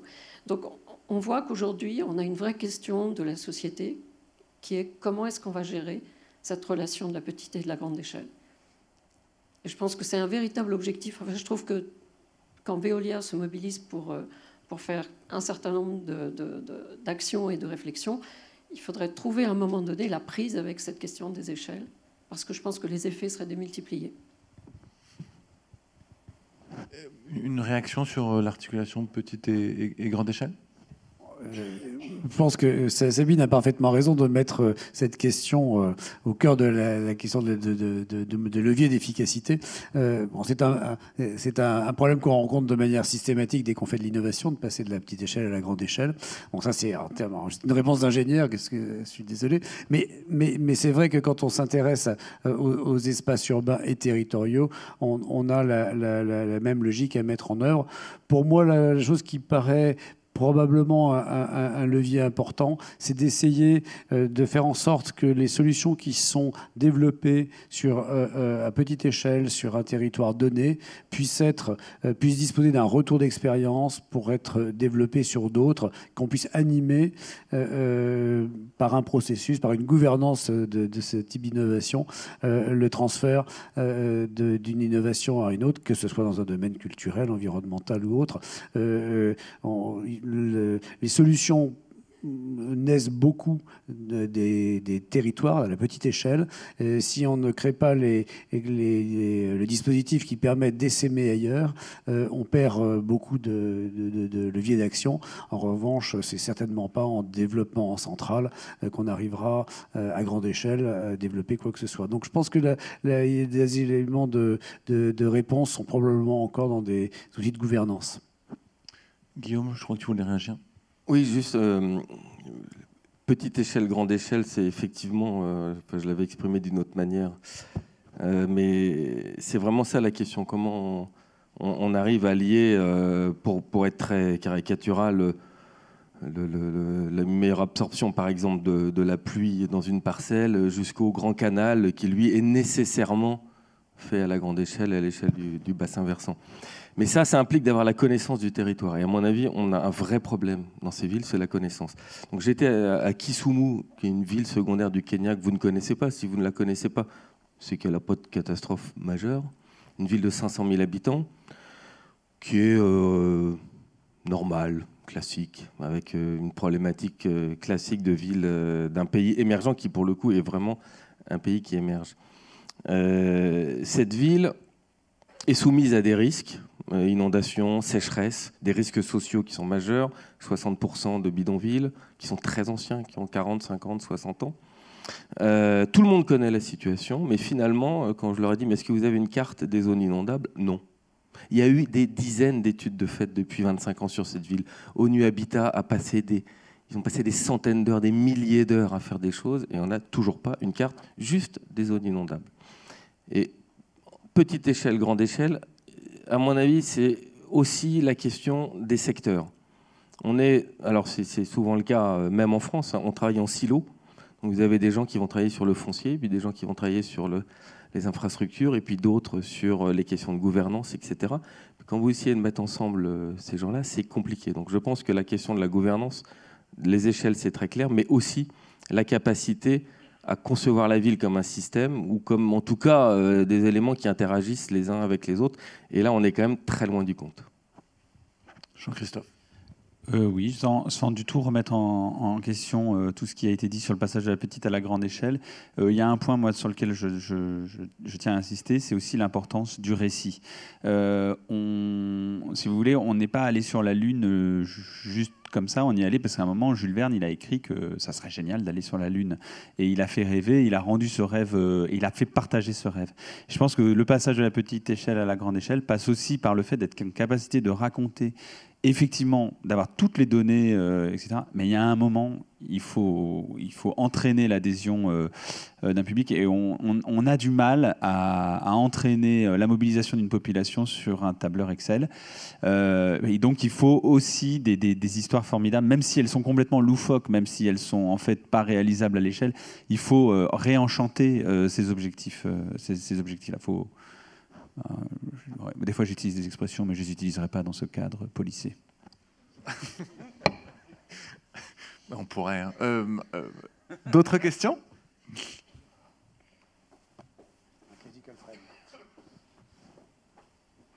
Le micro arrive, monsieur. Merci. Donc, Patrick Legrand, entre autres membre du comité de Critical Friends de Veolia, qui est peut-être d'ailleurs un dispositif de préparation de la résilience de l'entreprise un certain nombre d'événements nouveaux, de risques nouveaux, etc. Au fond, moi, je suis intéressé par la question, évidemment. Je suis architecte et urbaniste au départ, mais il y a longtemps que j'ai perdu ma défroque. Et je suis intéressé parce que je vois une éventuelle contradiction entre la capacité d'autorésilience des villes supportées par les habitants, enfin portée par les habitants, qui est au fond historique. Non, les villes détruites, enfin, il n'y a que trois qui ne s'est pas relevé, quoi, grosso modo, mais beaucoup de villes ont pu se relever et il n'y avait pas à ce moment-là de normes, d'objectifs, etc. Et je sais que souvent, les normes, les objectifs, les grandes échelles, etc., tuent la capacité d'autorésilience ou tuent la capacité de transformation due aux habitants. Vous voyez, parce que c'est pas... c'est exactement... on n'a peut-être pas besoin d'une carte des zones inondables pour avoir un rapport à la zone inondable qui ne crée pas de catastrophe. C'est presque l'interprétation de ce que vous nous avez dit, puisque c'est pas connu, il n'y a pas de catastrophe sur cette fameuse ville dont j'ai déjà oublié le nom. Vous voyez, ma question, c'est comment préserver au fond les capacités, les autocapacités d'organisation, mais aussi de résilience, celles qui sont déjà en place et qui reposent sur les mécanismes les profonds de la ville. Je ne voudrais pas qu'on normalise trop les choses jusqu'à les rendre impossibles. Voilà. Une réaction sur Bien sûr. Vous sur... Il ne s'agit pas de... On est loin du compte de la normalisation à outrance dans les villes du Sud, je vous rassure tout de suite. On est un petit peu de normalisation, un petit peu de réglementation, à mon avis, ferait pas de mal, y compris aux populations. Effectivement, on connaît tous des capacités d'autorésilience de la population, mais de mon point de vue, c'est vraiment une résilience subie. C'est-à-dire qu'effectivement, les seuls endroits à Port-au-Prince qui n'ont pas été détruits, ce sont les bidonvilles les plus pauvres, certes, parce qu'ils n'étaient pas construits en béton, ils étaient construits en tôle, en bois, etc. Est-ce que ça en fait vraiment... Bon, on peut s'en inspirer sur les questions de la construction. Est-ce que ça en fait pour autant des objectifs ou des éléments qu'il faut vraiment prendre en compte et intégrer dans les politiques publiques? Je ne suis pas convaincu. Sur la connaissance du territoire, connaître le territoire, ça ne veut pas dire empêcher les gens de développer leur propre capacité d'autorésilience. Je pense quand même qu'on a une marche qu'on pourrait franchir sans arriver à un dogmatisme et une réglementation à outrance, me semble-t-il.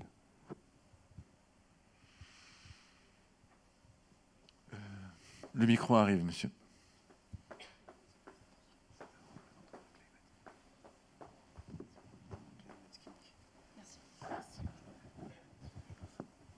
Bonjour, Benoît Vercherin, directeur de l'innovation à Climate Kick, financé par la Commission européenne. On a beaucoup parlé des villes et de cette concentration urbaine et aussi de territoires, mais je n'arrive pas à comprendre pourquoi on a oublié aussi les campagnes, que ce soit dans les pays développés ou non développés ou émergents, et alors qu'il y a beaucoup de services qu'on retrouve sur ces territoires. Donc on parle d'intégration certes périurbaine, on étend la ville sur un espace plus large, ce qui est très bien, mais ces questions de résilience, est-ce qu'on n'a pas aussi des réponses à 100 km et aller revaloriser des territoires qui étaient, il y a peut-être 50 ans, 100 ans, tout à fait agréables à vivre? Juste une précision pour le coup, plus entre guillemets presque anecdotique, mais il se trouve que la réflexion qu'on avait décidé d'avoir était sur la résilience urbaine. Donc ça n'épuise naturellement pas la question de la résilience des territoires et des territoires ruraux. Mais il se trouve qu'en l'espèce, la réflexion qu'on a souhaité conduire était sur la résilience urbaine, mais naturellement, la question de la résilience des territoires, notamment urbains, est une question en tant que telle. Et Eric, je te passe la parole si tu... Bon, c'est évidemment une vraie question. C'est une question d'aménagement du territoire, particulièrement brûlante aujourd'hui. Je pensais peut-être, Edith, à un prochain sujet de colloque à Cerisy. Mais je crois qu'il y a un certain... Oui, voilà. Voilà. Donc, c'est à Cerisy, en plein territoire rural, qu'on trouvera, je pense, des éléments de réponse à votre remarque. Moi, il me semble quand même qu'on a quelques pistes, quand même, des choses à faire et à ne pas faire. Ces agglomérations qui, en France, ont absorbé, ont tué le tissu rural des villes moyennes, etc., rond-point aujourd'hui, ce sont des modes d'aménagement du territoire sans centre relais, sans solution durable de mobilité, sans solution durable de services environnementaux et sans lien culturel, sans lien social. Donc peut-être que c'est une chose qu'on peut remettre d'ores et déjà en cause. Je pense que ce qui est fait en revanche autour du Grand Paris, alors je vais encore reparler des territoires urbains ou périurbains, mais néanmoins c'est un processus qui consiste à créer de nouveaux centres d'aménagement autour d'un territoire qui se densifie tous les jours. Mais cette démarche d'aménagement des territoires, de création de villes pilotes, de villes de relais, je suis certain qu'on trouvera des terminologies beaucoup plus séduisantes que ce que je viens de dire. Mais c'est peut-être par là qu'il faut commencer à travailler. Mais c'est juste un tout petit élément de réaction, en tout cas. Question là-haut. Bonjour, je suis Fanny Demillier à la communication du groupe. Ma question s'adresse à Jean-Christophe Levasseur. Un grand bravo déjà pour votre initiative et le projet, c'est extrêmement enthousiasmant. Nous, Veolia et sa fondation travaillent beaucoup avec la recyclerie à Paris, que vous devez connaître peut-être. Ce qui est intéressant dans leur modèle, c'est qu'ils sont sur un modèle économique hybride avec une structure privée, une structure publique. J'ai compris que la condition publique était un établissement public. Est-ce que vous avez réfléchi à cette idée d'avoir une indépendance économique et de pouvoir du coup travailler sur la duplication et avoir plus de moyens, en tout cas plus d'autonomie? Alors, la condition publique est un établissement public. Ça, je suis arrivé, c'était un état de fait. Et je pense que c'est aussi une force parce que ça m'apporte une certaine stabilité de base. On s'efforce, et c'est assez intéressant depuis 2 ans, 2-3 ans, de dire comment on peut être un établissement public, mais fonctionner sur plein d'aspects comme une coopérative avec les acteurs de la communauté créative qu'on héberge, comment leur faire une place dans cet ensemble. C'est beaucoup une question de posture en fait du directeur, c'est-à-dire de ne pas vouloir trancher tous les sujets, mais ça c'est important. Sur le développement des moyens économiques alternatifs, bien entendu c'est un sujet. Aujourd'hui, en gros, on a un budget de 3,2 millions. On en a 1,9 million qui vient des subventions de base. Et le reste, on doit aller le chercher avec les dents. Sachant que dès que vous êtes en dehors de Paris, pardon, mais c'est beaucoup plus compliqué. C'est-à-dire qu'on va chercher pour plus de 600 000 euros d'aide au projet à coût de 10 000 euros, avec une équipe administrative de 2 personnes. Donc ça, c'est un premier élément. Autre exemple, il y a beaucoup d'initiatives à Paris, intramuros, et même dans le cœur de métropole, sur cette hybridation des modèles qui s'appuient en réalité sur la consommation de bière ou sur le fait de proposer un loyer pas cher. Je vais prendre un exemple, c'est les grands voisins. Les grands voisins, ils financent quasiment toutes leurs activités Yes We Camp, et ils ont d'ailleurs financé une partie du camping sur le toit chez nous grâce aux bars qui tournent dans le 14e arrondissement et qui dépotent. Et c'est une réalité. Par ailleurs, les grands voisins, c'est aussi un loyer pas cher pour les structures créatives. Ce loyer pas cher, il est d'environ 20 euros du mètre carré par mois. Nous, à Roubaix, le loyer pas cher qu'on peut proposer, il est de 5 euros. Donc tout d'un coup, vous divisez par 4 la possibilité de ressources là. Et sur la consommation, quand on fait un festival avec 10 000 entrées sur le site, en moyenne, on considère qu'il va y avoir pour 3 ou 4 euros de consommation au bar. Nous, on est à 5 000 euros pour 10 000 entrées. On est à 50 centimes. Parce que les populations qui sont là, elles passent leur temps à dire « Est-ce que tu peux pas m'offrir un café ? Est-ce que tu peux pas ?» Bon, en plus, on a une large partie de la population qui ne va pas boire d'alcool à Roubaix, donc ça ne facilite pas les choses là-dessus. Mais si vous voulez, oui à l'hybridation des modèles, mais c'est beaucoup plus facile quand vous avez une pression foncière qui fait que l'impact que vous avez de revaloriser des nouveaux espaces, il est tout de suite pris d'assaut par des gens qui vont avoir les moyens de... Quand vous êtes dans un territoire où le foncier vaut plus rien et où les gens ils vont pas consommer parce qu'ils il faut mesurer des choses. Là, vous prenez une photographie aérienne de Roubaix thermique pour voir la déperdition d'énergie. En plein hiver, vous avez l'impression qu'une grande partie de Roubaix est hyper efficace sur le plan énergétique. Mais vous savez pourquoi? Parce qu'il n'y a pas de perte d'énergie par les toits. Mais c'est tout simplement que les gens ne se chauffent pas. Les gens préfèrent rester au fuel parce que le fuel, ils en achètent pour 40 € en début de mois. Et quand c'est fini, eh ben, ils n'entament pas sur le mois d'après. Donc on est sur des modèles économiques qui sont beaucoup plus éloignés. Donc ça nous fait relativiser sur notre capacité à avoir un modèle hybride qui, lui, évidemment, est passionnant et qu'on appelle de nos voeux sur beaucoup d'endroits en France. On peut penser à Darwin, on peut penser aux grands voisins, on peut penser même à la Belle de Mai. Il y a des endroits où il y a un effondrement qui est là quand même et qui rend les choses très délicates. Et merci pour votre soutien aussi.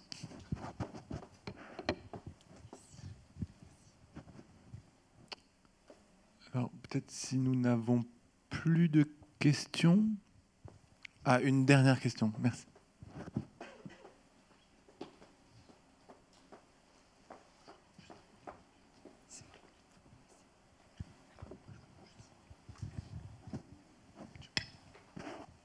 Bonjour, Hélène Brissard, je travaille chez Veolia Water et Technologies.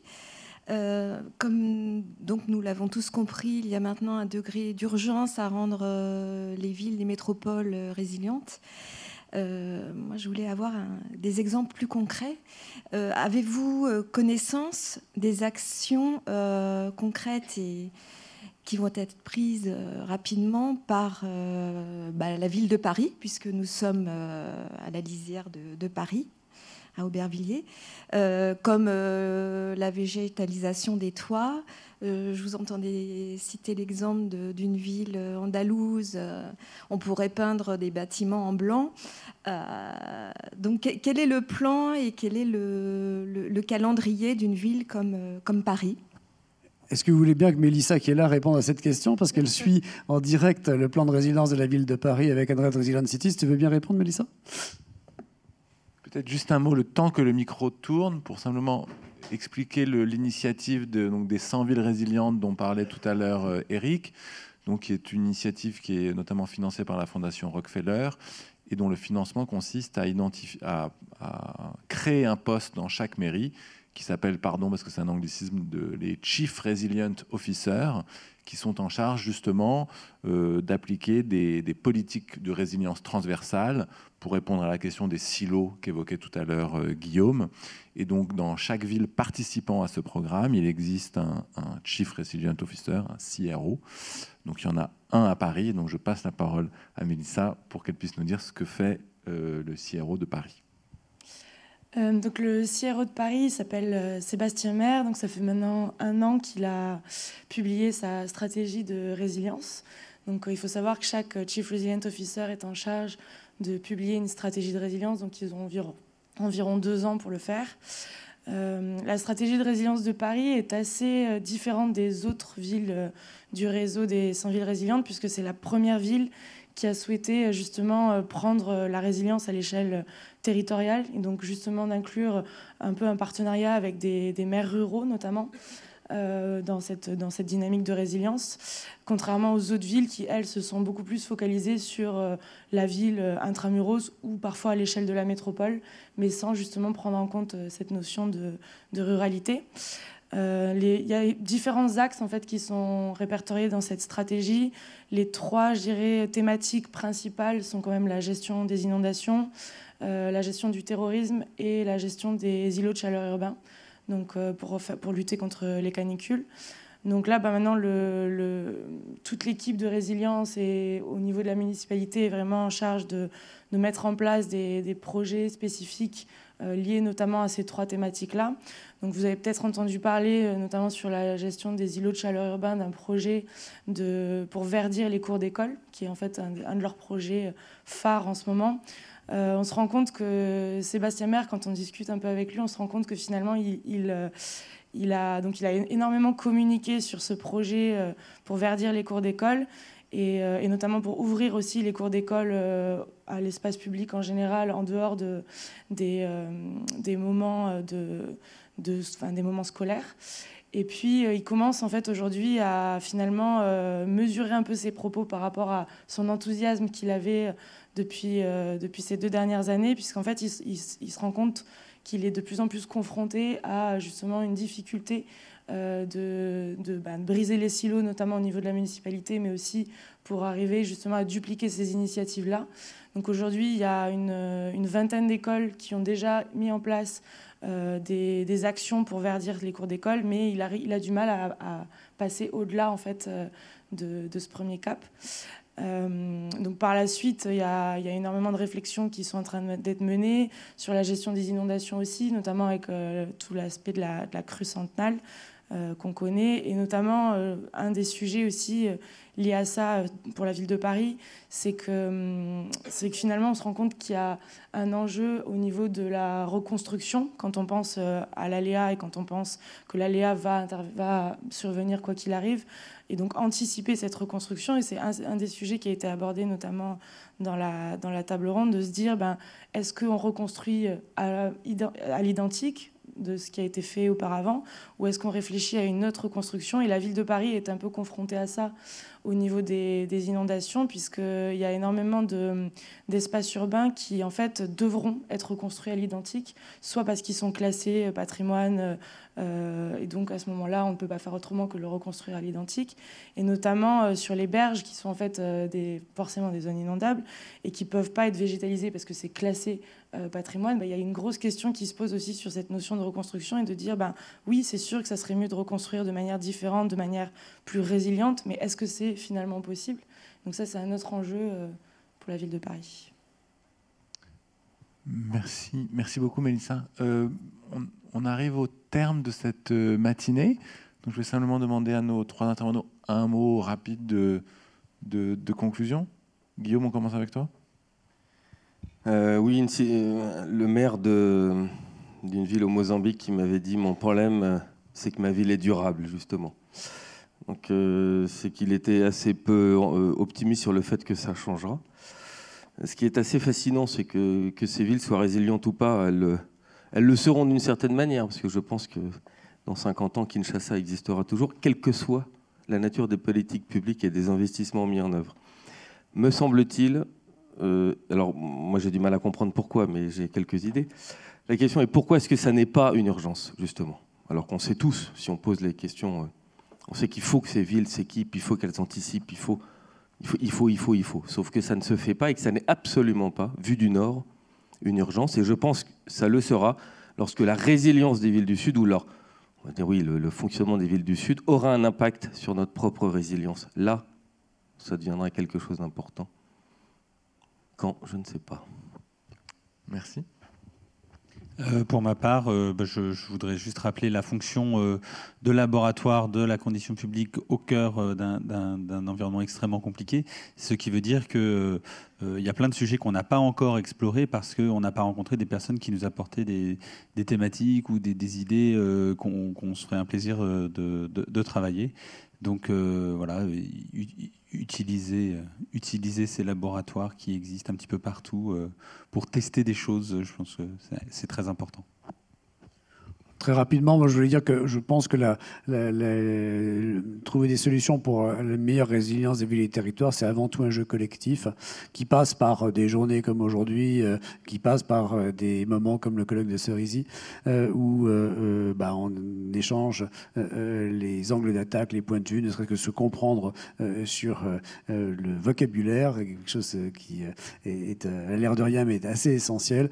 Mais globalement, beaucoup d'acteurs des villes et des territoires sont concernés soit par les conséquences d'un manque de résilience, soit parce qu'ils sont capables d'agir sur la résilience. Il y a un gros enjeu à mettre cette mécanique en marche pour apporter des réponses concertées, chacun apportant un bout de la réflexion, de l'échange, un bout du business model qui permet de résoudre la solution. Donc je crois, moi, beaucoup à non seulement l'intelligence collective, mais la capacité d'action collective, et encore une fois, par conséquent, à des modes renouvelés de gouvernance sur ces sujets.